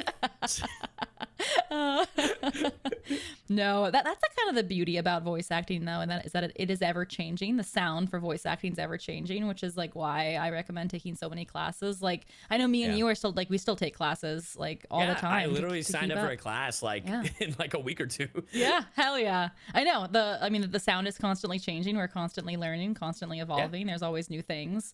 So yeah. You're never done learning, so just keep at it. You're never done learning. Also, never don't spend, if you're just starting out, don't spend thousands of dollars on a microphone. Literally, your space is more important than your microphone. Yeah. But even then, don't use a rock band mic. Trust me, I started off with a rock band mic. Don't start with a rock band mic. Yeah. Also, your mic is only as good as your space. Your interface as well.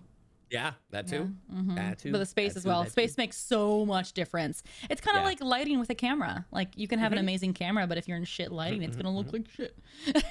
If you have a couple of $100, by the way, there's a microphone called the Mic Parts S87, and it is supposed to sound like the Neumann U87, which is like a $3,000 microphone, and it's usually the industry standard. So, you know, if you got $600, you can sound like you're You're a $3,000. You need an interface with that though, don't you? Yeah, 100%. Yeah. I always recommend the AT 2020, the Audio Technica 2020. Oh yeah, great mic. Because I think it's like a $60 mic, and that's actually the mic that I started off on. Any of my covers from before 2015 were actually using that mic. After that mic, I got a Neumann, but I was using that mic for everything before then. A great mic. You need an interface for it, but get like a Scarlett or something. Spend like maybe $200, $300. Yeah.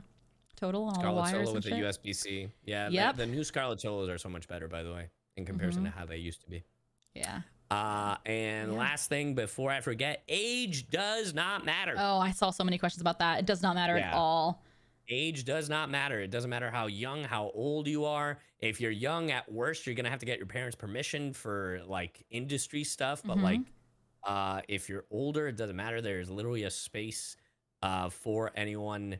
That type of voice is needed. Range. Like literally everywhere, and people are constantly aging out of voices. So, Yeah. doesn't matter when you start, baby. Doesn't matter when you start. Just if you get are in younger there. and you are out there in the internet, just be careful. Just be careful about giving out your Yes. information. That's pretty much it. 100%. That's my one advice. 100%. But yeah, good luck out there. Don't let anybody tell you no. Just keep trucking along. Yeah, and before we wrap this up, this episode of the podcast, the very first Scuff and Stuff episode, is sponsored by our cover of Hell's Greatest Dads. Go check it out now. Hell yeah, available everywhere you listen to music. Spotify, iTunes, YouTube. Just type in Hell's Greatest Dad tech support or Hell's Greatest Dad LeeandLie or CyYu, and it'll pop up and generate. Yeah. Yeah, so if you didn't know, we did one. And there's also another cover we did for Stayed Gone. Yeah, they're two parts, the same. Yeah. Same song, two parts. Not the same song, but like. Yeah. From the same show, we're doing the same parts. Yeah. I'm still voicing Alistair, like doing the Alistair as singing. I love it. I think you sound great. I love all the comments saying that you sound so good as Alistair. I'm glad folks really like it. So yeah. Sounds great. But hell yeah. Well, thank you guys so much for listening. We'll see you guys next time for episode 2. 1. What? The bit is it'll be always episode 1. Oh my god. Did you forget? I can't fucking believe you, dude. That'd actually be really funny. That's what we said last time. Well, come back for episode 1. I'm ending it at that last yell I did. Yeah, sounds good. Sounds good to me. Like, what the fuck? That was literally I one of the bits. I forgot. Yeah, I could tell the first time. I could tell the first time when I said episode 1. Wait, but for now that we're off the now that we're off the button, are we naming the other one episode 0 and this is gonna be episode 1, or is that gonna be episode 1 and this is gonna be episode 2? No. You don't understand. Okay, so naming convention wise, it'll still be episode 0, episode 1, like that kind of thing. Oh, do you want to do it like 0 and 1? Or it could be episode 1, episode 2, however you do it. But when we say and introduce it, we're always saying, welcome to the first episode of Scuff and Stuff. Okay, gotcha. I'm on board now. You're gonna forget it, and I already know. I cannot control the remembering. I 100% believe we're gonna have this exact same conversation next whenever, whether it be in 2 weeks, in a month, whenever. No, I've got it now. I'll believe it when I hear it. Oh, fish brain. Man. Yeah. It's fun though. Yeah. I know it's one of those things. Oh no, go. No. Go ahead. I was just gonna say, I know it's one of those things we've talked about, and I'm sure people in chat have been wondering, like, it's like, oh, have you thought about making it like audio? Like we've talked about it. Like, you're of the mindset of having it only on stream, right? I think it'd be okay. This is my ideology. I think it would be nice to upload them all, but podcast you have to have it's not like you have to go through a separate website, and it's a subscription based, and like they're like $20-$30 a month. And my mentality is we're gonna have like 1 or 2 episodes at $30 a month. You know? Yeah. I think. So are you saying like the more episodes we have? I personally would recommend until we have like at least a couple, like 3 or 4, and then we drop it all at once, and then people will have. I just wanted to talk about it in case in case folks were like, people are wondering. You guys say it would be on Apple Music. I know. I just worry that because like it is pay to play, like that's how podcasts are, and I just worry that if there comes a times where we don't want to keep the subscription going and we remove it and people lose all those. Where did my podcast go? Where'd my podcast go? Yeah, that's fair. And I would just be, I would hate to yoink it, you know? Yoink. Sorry, were you listening to that? Bye. Like someone's mid listen and it's like the podcast you've been listening to is now gone. That would be hilarious. That would be a funny bit, by the way. That actually would be such a funny bit, like just being like, we interrupt this podcast to let you know that this podcast has been removed from Apple Music, Spotify, and all streaming platforms. Thank you for listening. Have you decided to check out audible.com using code SCUFF? Like, just to fuck with them completely? That'd be pretty great. Damn. Yeah, and then of it. Oh, it seems that your podcast is back. We are Oopsie now poopsie. resuming Oopsie doopsie. Oopsie poopsie. Your Honor, I apologize for the Sorry, viewer. I'm just a fish. Oh. We will now retcon this by returning you to your regularly scheduled program. I know. I hate that it's subscription based. I think it's so stinky poo poo, but I get why it is. Yeah. They're hours and hours long podcasts. Yeah. So I'm sure I'm gonna research around a little bit more, see if there is like better alternatives. Like I'll sure walk But that might be our best bet, unfortunately. But yeah, no, because I enjoy doing the podcast, even though like it's I think it's fun. Yeah. I has it been a month or has it been 2 months? I think I know that's the other thing where I'm like, if we do one a month like this, we're gonna have 12 episodes a year.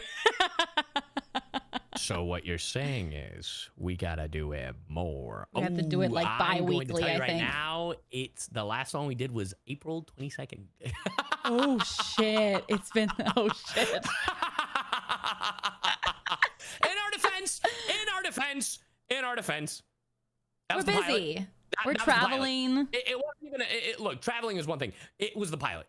And that's true. We were testing stuff out. With the pilot, I feel like it could be a little bit inconsistent.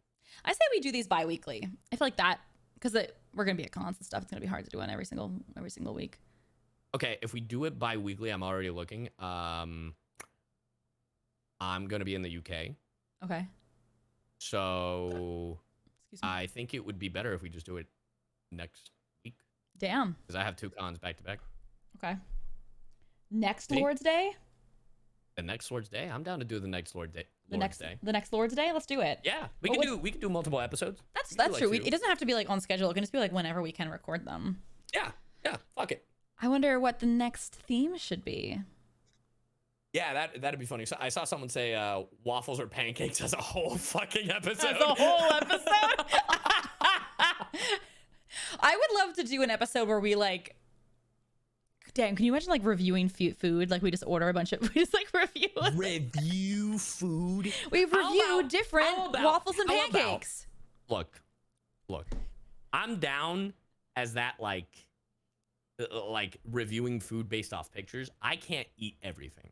Right? Oh, that is fair. I know you're. So how about this? How about a little compromise? How about folks submit like dishes, like not like them cooking it, but like as like, oh, what about this dish? Would you eat this? Would you eat this? We could do hot takes or those kind of dishes. Yeah, we could do that. You know, I'm down for that. we could do like an episode where like folks submit food and then be like, all right, would you eat it? How would you rate it? You know. Yeah. Like, okay. Hell yeah. On a scale from 1 to like, just visually, would you eat it? Okay. You know? Okay. Yeah. Well, it might be hard to have a visual component for a podcast because people are gonna listen to it audio only. So we'd have to describe the food. Literally, my fucking goddamn. My friend literally said it as you said it. It's like, wow, nice visual gag on a podcast. Great job, Bet. Because we could do like hot take IDICT in text form, like, you know, like bananas with ketchup. Like everyone can visualize that. But yeah, we can't do it photo based. Yeah, but we could do a different. Hey, look, listen, we could do a different stream, not Scuff and Stuff podcast, just a different stream where we do a hot takes one. That's totally fine. Yeah. Hey, maybe the fucking season finale or whatever we like, where the IRL podcast. Oh yeah. Damn, we should just like one con we go to. We should just record something. But we should do a Scuff and Stuff panel. Oh, yeah. That'd be good. And there we could have a full discussion about waffles or pancakes. Ooh, as I eat waffles and pancakes. Dude, you know what's a great waffle place in LA? What is? It's called And Waffles. Oh, like the little and sign. Uh-huh. I actually have no idea what the fuck you call that thing. By the way. An ampersand. A what? An ampersand. Ampersand? Uh-huh. Why is it called an ampersand? I don't know. I don't even know why I know that. Isn't it ampersand? Isn't it an ampersand? Yeah. I mean, that's what folks are saying. Amper. Oh, like ampersand. Sorry, it's an ampersand. Okay. Yeah. Okay, with a P. Ampersand. But like, I mean, yeah. I mean, you were close. I mean, that's I was better close. than me. I don't know how I knew that. I pulled that out of my ass. I like went on like beep boo boo bop. I was like ampersand. Beep boo boo bop. I was like, Who Wants to Be a Millionaire? I was like, On Jeopardy, what is the name of that symbol I that know. also means and? I'm sorry, what was that? And I know, I'm like, Amber, Amper, and they're like, it's actually Amper. I'm like, fuck. You would have gotten that fucking wrong if you was, what is ampersand? They'd been like, ooh, so close. So close. They're like, oh, sorry, what is ampersand? ampersand? Yeah. No, it's my list, please. No. No, please. God. Okay, I'll have to check that out though. I love waffles, but my ass becomes like twice its size if I eat waffles. I get so bloated if I eat waffles. Damn, like that? Yeah, I have to be like, yeah, any kind of carb. Like I like double in size. I think those are just carbs. Possibly, but for me, I feel so sick. I legitimately think those are just. I think carbs. I know. I think I'm slowly coming to the realization that I think I'm gluten intolerant because it makes me feel so sicky all day. So I have to find a day if I want waffles. That I gotta take that day off. You think you think you have a problem with gluten? But I refuse to even get tested. I will not. You should talk to someone that actually is like gluten like whatever that is. Interesting. Like, no, I think I'd rather die. I'd rather die than come to the realization that that's bad for me. Let me ask you a question. Have you had any more milk or lactose, like, any dairy recently? I haven't. I've only been having like oat and almond. I feel fine. Are you feeling better? Yeah. Okay. So do you think you're lactose Though I did go to Salt and Straw. I did kind of fuck up there. I did not feel good after that. So the hypothesis is, if I am lactose intolerant and gluten intolerant, that is rough, buddy. Holy Your Honor, shit. I think I might want to meet Jesus. Oh my God. At that point, I'd be like, and I thought I had it fucking bad with my kidney stones. I think I'm ready. I think I'm ready to meet God. Why go on?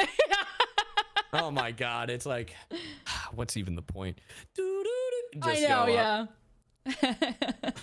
Close the curtains, end the show. My friend said podcast idea, won't say it. Oh, never mind. I'm not going to say it. He said not to say it. So yeah, no, I have some theme ideas that we can definitely, okay. Yeah. I definitely think we should do one about VTubing though. That's also been very popular. Fair enough. Yeah, that makes sense. Also, since we both have the same Papa, the rigger team. The what? No, I'm just kidding. Yeah, I know. Yeah. Sorry, I was sending a text to you immediately as you were saying. Oh, you're good. You're good. Yeah. No, but I mean, yeah. Oh, makes yeah. sense. Yes. I love that. Same brain cell. Damn. Yeah. Literally, that was the idea that that's great. My friend gave. Oh. Yeah. No, Oh, man. totally down. Yeah, because there's so much information about that. A food episode would be funny. A food episode would be great. I totally agree. Just debating about what food is good or what is terrible. What's like? Oh, we should do a tier list stream. Oh God, of all the food imaginable. We're Maybe gonna not be here of for foods. Maybe not years. of foods. Maybe not of foods.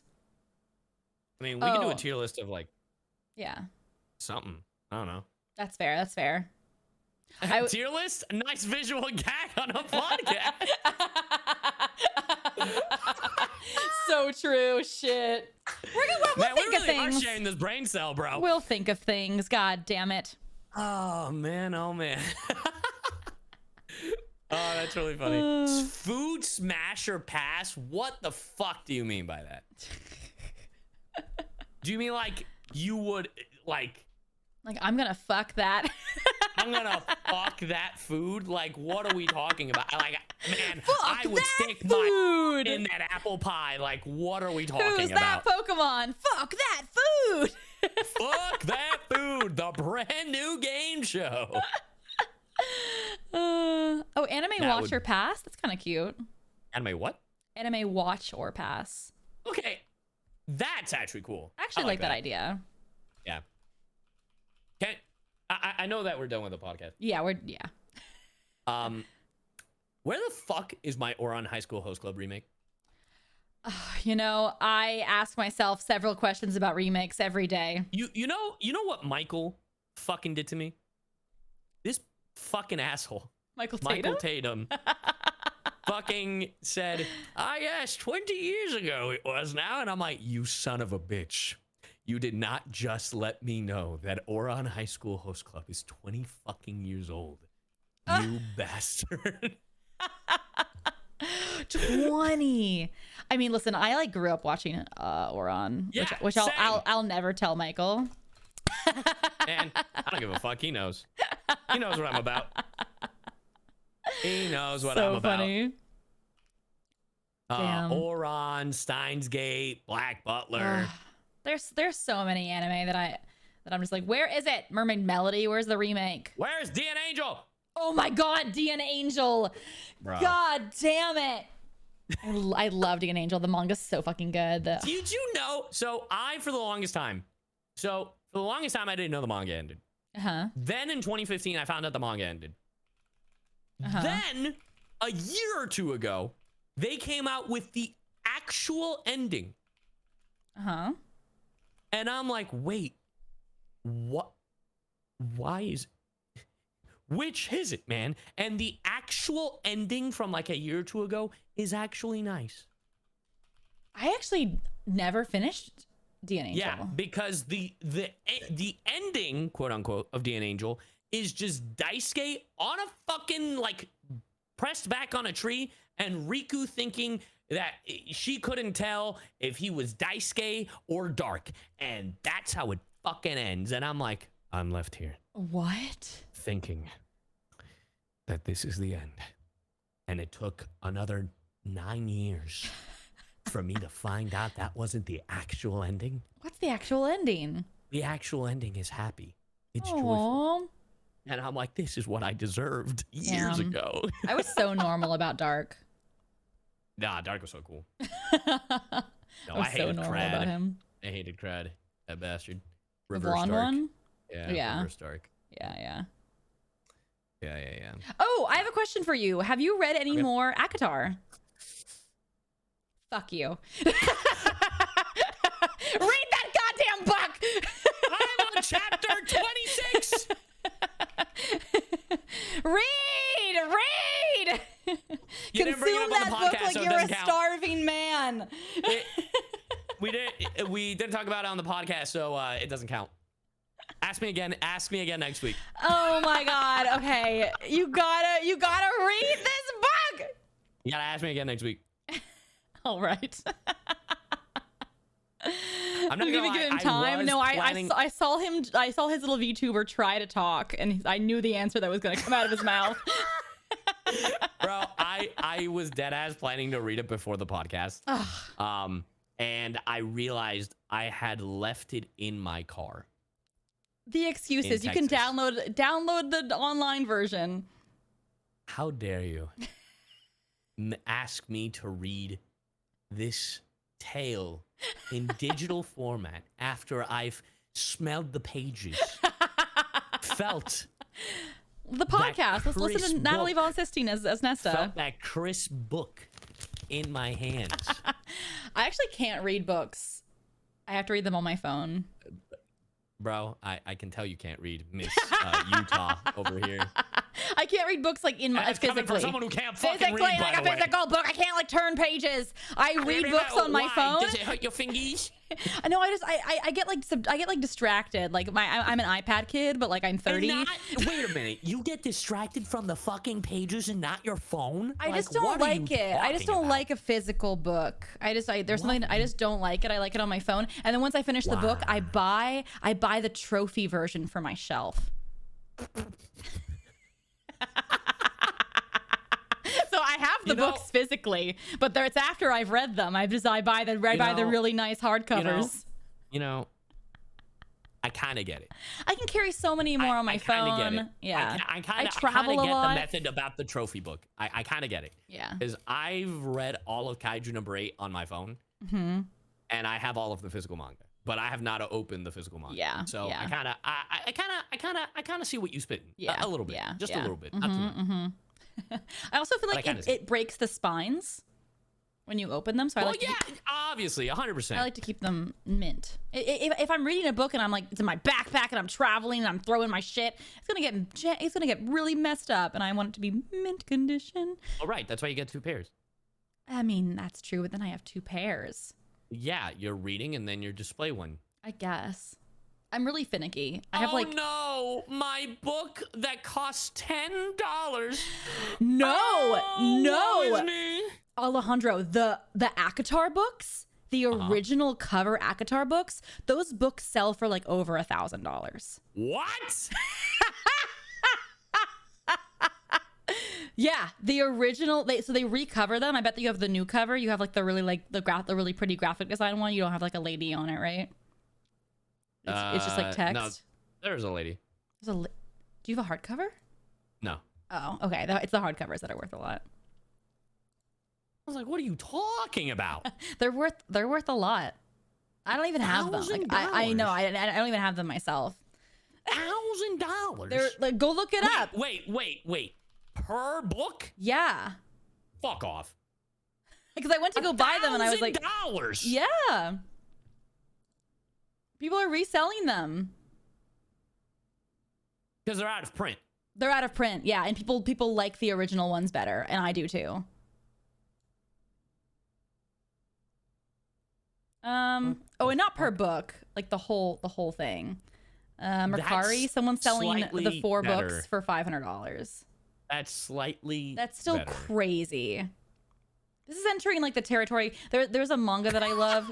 There's a manga that I love called Red River, and I have been collecting. Oh yeah. It's like a 30-year-old manga. Actually, fans have been so cool. Like, you guys are awesome. People have brought me the missing copies, and some of those books are like $300-400. Like, it's insane. Oh my God. I know, it's insane. But like there have been fans, and like a bunch of my mods have like gone to like secondhand shops and like found them like for much cheaper, and like I have them all now. But like, this is getting into that territory where it's like I must collect the out of print. Like, I'm a little book gremlin. Print. I feel like I'm a dragon needing to collect out of print books. Just wait till you turn 30 is what's gonna happen. Gotta collect the books that are out of print. Okay, I have seen the first one hardcover for $120.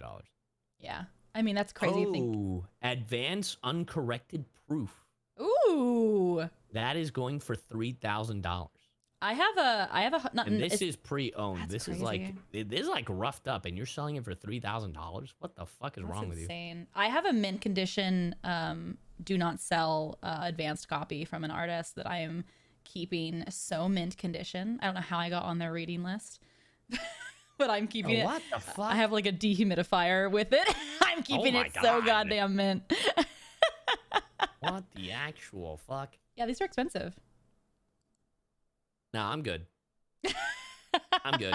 I know, dog. That's what I'm saying. That's why I'm like, I will never break the spine, because like people have these books and like they've destroyed them, and now they're like, shit. It's like Pokemon cards. It's like, shit, I shouldn't have destroyed that Pokemon card. Damn. Mm-hmm. Damn, for a book. Damn, for a book. People just love the covers. Who am I to judge? Who am I to question what people collect? Like, I mean, I collect the dumbest shit. I have like a whole shelf dedicated to Teenage Mutant Ninja Turtles. Like, I just the novels, or like figures, or figures, like just Aww. toys. Not even like collectors figures, like just dead ass the toys that like Nickelodeon or Hasbro or whoever the fuck makes. I know, it's funny what we collect in our as we grow. Adult. Yeah, because your parents were like, no, you can't have it, and I was like, fuck you. I want it though. Yeah. Now as an adult, I can buy whatever. Now I have adult money. Now I have fuck you money. I know. I used to collect plushies for a while. Fuck you money. Hold on. I used to collect plushies for a while. And now I have like 3,000 plushies. I don't know what to do with them. Didn't you used to have a wall? Yeah, the plushie wall. It's not together anymore. It's pieces. I know. It's in the basement. I gotta. What have you done with the basement? Nothing. Nothing. Remember when you had a home theater? I don't want to go down there. House? It's creepy. I know and like it. Yeah, remember when you had a home theater in your fucking house? I know. I ripped it out. Yeah, and what is that home theater now? It's a storage unit. Okay, but I wanna let you guys know that there was like this room in the basement, and it was a nice little like theater room. I ripped it out to put a home. I ripped it out to put a booth in, like a recording studio, because I thought I don't know what I was thinking, but we ripped it out before I even moved into the house. The basement is scary. It's dark down there. Anyways, and then I got a quote to put a booth in there, and I went, absolutely the fuck not. And so now I'm just waiting for the price of lumber to go down pretty much. It was ridiculous. I can't even explain. Well, that's because you were trying to build the booth you were trying to make a booth like a studio. Yeah, I was trying to make like a studio down there. Yeah. There's a difference between making building a booth down there and then there's and making like an actual studio down there. Yeah. Well, the problem is that the ceiling needed to be dropped, and then all of like the fire stuff needed to be dropped, and all the electrical. We needed to drop the ceiling like 4 feet. It was like a whole thing, and it was going to be so expensive, and then all the code and all the water, and I was like, sure, and electrical, and I was like, nah. So now it's future me problem. Do you still want to make it into a studio? I do. Oh, okay, then that's fine. That's fine. Eventually, yeah, eventually. But I don't need it right now. I like having my my booth up here. I can just jump into it whenever. Yeah. Yeah, that's fine. I thought you were just leaving it there. No, I'm actually renting out that space to my mom right now to hold all of her shit. Yay! So it's actually I didn't know. Yeah. All of her. It's like a storage unit now. But yeah. Oh, that's awesome. Mm-hmm. Oh yeah. That has a lot of future problems. I do. Yeah. I'm dealing with my fence right now. There was a really bad storm in Texas, and my fence, part of it has tilted over a little. Ooh. And then my back gate, which is a fence that slides, right? This gate is like jammed, and it's not because of an electrical problem. It's jammed because of like part of the fence is blocking the latch to unlatch. Oh. And I still don't have a solution for the back gate. Just get it. Yeah. You have to hire like a person that does like fencing. Yeah. I talked to the people of fencing, and they said they don't do the gate, but they can fix the tilted one. I asked them about, I told them, I was like, it's not an electrical problem. It's this problem. And they're like, we'll get back to you. I was like, anyways, okay. Podcast about homeowning? Yeah, podcast about homeowning? Write that down. It's true. I'm like, I wish I was still renting. Like, fuck this. Yeah, like, I like owning the house, but it is a lot easier dealing with rent because rent is more expensive, 100%, but that's someone else's problem. Yeah, you go, hello, Mr. Landlord, fix this. And they're like, all right. And they have to fix it. But it's me, I'm like, oh no, hello, Miss Landlord, it's me. You gotta fix this. All right. Get your mom to do it. No, it's me. It's me doing it all. She's not good for anything. Thanks a lot, Mom. Nah, dude, I asked my mom. I was like, hey, Mom, I haven't unpacked my house in like a year. Can you unpack it for me? And she's like, of course, mijito. And literally like a day, she unpacked my entire house. What? And then she spent the rest of the week setting it up so it actually looked like a home. That's so cute. I wish my... And then the following week and a half, we had that terrible storm, and I was like, I can't even enjoy my house. That's so cute. I can't ask my parents. My dad, I can't ask him anything because he messes it up. Like from the goodness of his heart, he does it, but it's so bad when he leaves, I take it apart. Damn, Dad. How'd you fuck that up? Yeah, he hung some curtains, and he hung them like crooked, but in the middle of the window, so they didn't even reach the end. Like Bro. And I walked in, and I go, "What were you thinking? What were you thinking?" Dude, I'm gonna be honest. I get that. Everything I've built is either backwards or a little fucked up. So yeah. I kinda get that. But he's so proud of it. He goes, "I did it. Aren't you guys? Don't you love it?" And I go, "I love it, Dad. It's so good." I am not proud of it. I literally have talked to my handyman, and I'll be like, hey, so how much do I gotta pay you to fix this? Yeah, same. I'm like, can you patch that up? And it's a big project, yeah. And then he'll look, the handyman will look, and he's like, yeah, I can fix that. Man, that looks like shit. Who built that? And I'll be like, oh, that's so sad. I have a tree in the back that had like some dead branches on it. My dad was like, yeah, I'll cut those branches off for you. I was like, oh, thanks, Dad. He chopped the whole tree down. like the whole side of the tree. Instead of he just got happy. He just got tree trimming happy, and it was like a privacy tree where I couldn't see my neighbor before. And after he was done with it, I could perfectly see my neighbor's kitchen. I could see the color of their roof, their siding, everything. I was like, Dad, no! I was like, get off that ladder right now! Get off that ladder! Bro, it's grown back now, but I was like, so now I don't ask. I love him, but bottom of his heart, he just got a little. He was like trim. It's kind of me. I know it. The apple doesn't fall too far. Wow. Wowie. I know, it's great. Wow. So don't feel too bad about making your furniture crooked. Damn. That's crazy. That's actually insane. I know. I love it. I love him though. So anyways, I started chopping. Yeah, I started chopping. Wow. Yeah. That would have been me. Nope. My mom just unpacked my house and organized God fucking damn it. It's my turn. Like, yeah. No, it was really great actually. Like she put up our so Beetlejuice cute, sign on the though. studio bricks. It was really cute. Oh. Yeah. I was like, wow, I'm actually walking into a Wait, home. she put your studio bricks together? No. Oh. That honor I was goes like, to is Howard. your mother She-Hulk? No.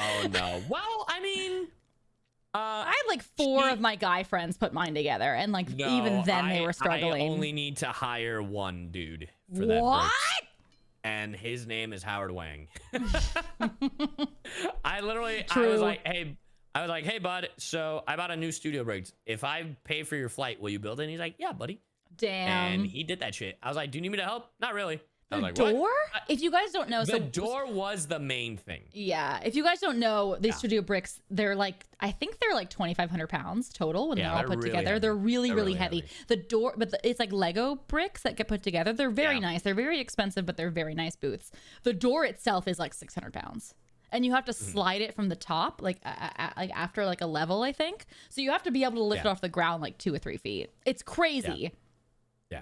But I helped Howard with the door. Everything else he had. That was all him. That's insane. And the roof? Yeah, like holy shit. Yep. Holy shit. That motherfucker climbed. Yeah. I can't, no. Yeah. We like put the door on upside down the first time. And I literally, I fell to my knees and had like an anime moment. I was like, you had your Shinji in the chair moment. Sweaty. Exactly. I was so sweaty. I was like Kaneki, like just screaming. God.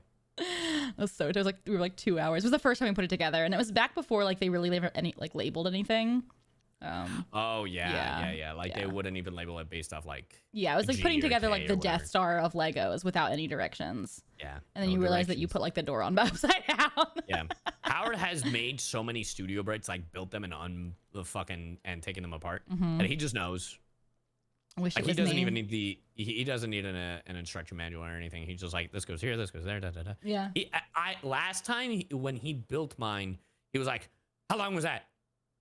Time me, bitch. Dead ass he did, and I was like, that was 1 hour and 40 minutes. He's like, yes, that's my fastest time yet. And I was like, what? That is great. It might have actually been faster. I can't remember. I'm But sure. I remember he was like, yes, that's my fastest. Yeah, I built it like 4 times now. So. Golly, no, I've had Howard build it. Wish it was me. It's good to have Howard. And I was like, please come help me with this together. Because when the booth is apart, it takes up so much goddamn room. Yeah, dude. It's all over your house. Yeah. Place. Yeah. Yeah.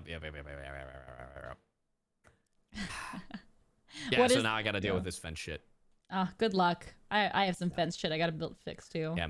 The shitty thing about the fence thing is that I can't use my cars because my cars are in the garage and that's behind the gate. Oh. Yeah. So you gotta get. They might have to like rip it out and it might be that the ground has gotten soft and like they're just leaning because of the ground. It might not have been cemented correctly. Well, it's different because the fence leaning is separate from the gate.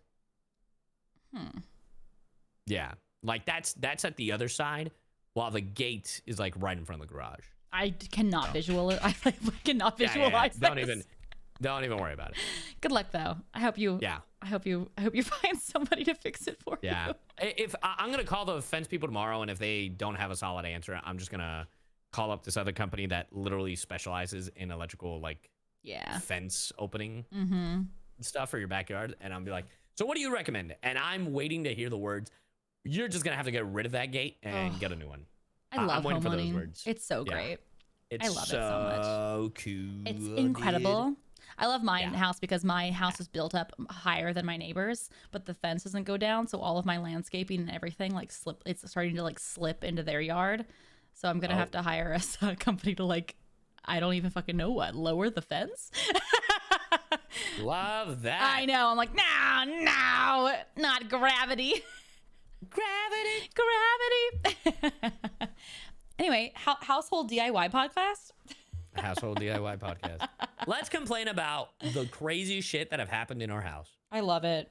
That really could be a whole episode. Oh, 100%. Write that down. Write that down.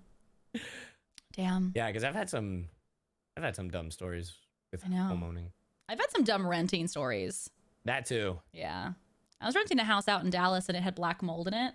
And I was like, I told my landlord, I was like, hey, there's definitely mold here. And they got so angry.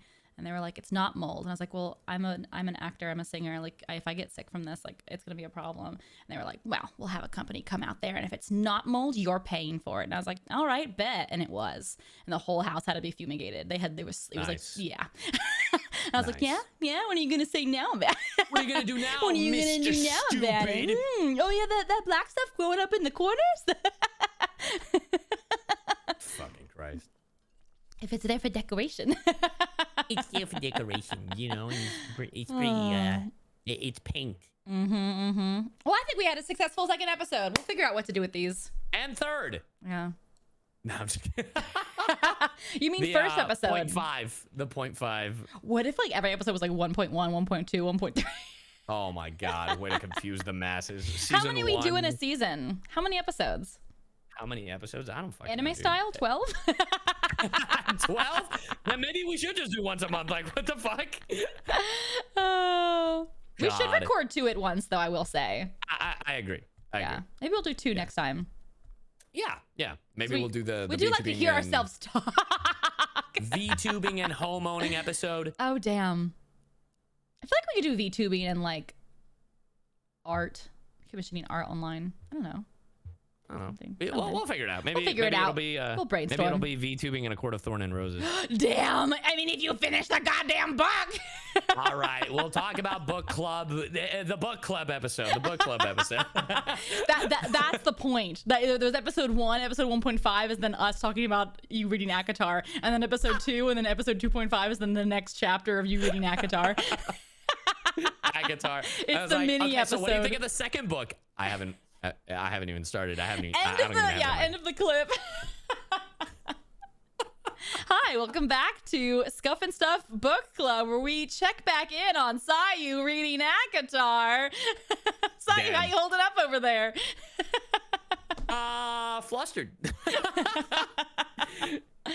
Simba just said CyYu finishes the book. Monarch starts Kaiju number 8. Oh Jesus. Okay, I'll read Kaiju if you read ACOTAR. Okay. All right. Okay. Bet. Okay. Okay. So reconvene next week. Yes. Same time? Same time, I think. I'll write her down.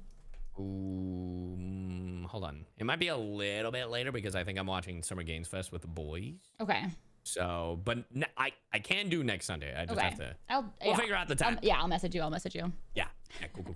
Okay. I think we had a successful. I'm gonna end here because I've had my door closed and it's so fucking hot in this fucking room. Yeah, that's fair. So, are you gonna keep streaming? Yeah, I'll probably keep streaming for a little bit. I want to play a little bit of Paper Mario. Okay, I totally won't raid you. Okay. Bye. Okay, but goodbye. Have a good one. Till next time. All right, you take it easy. Bye. Ba-da-ba-da-bum.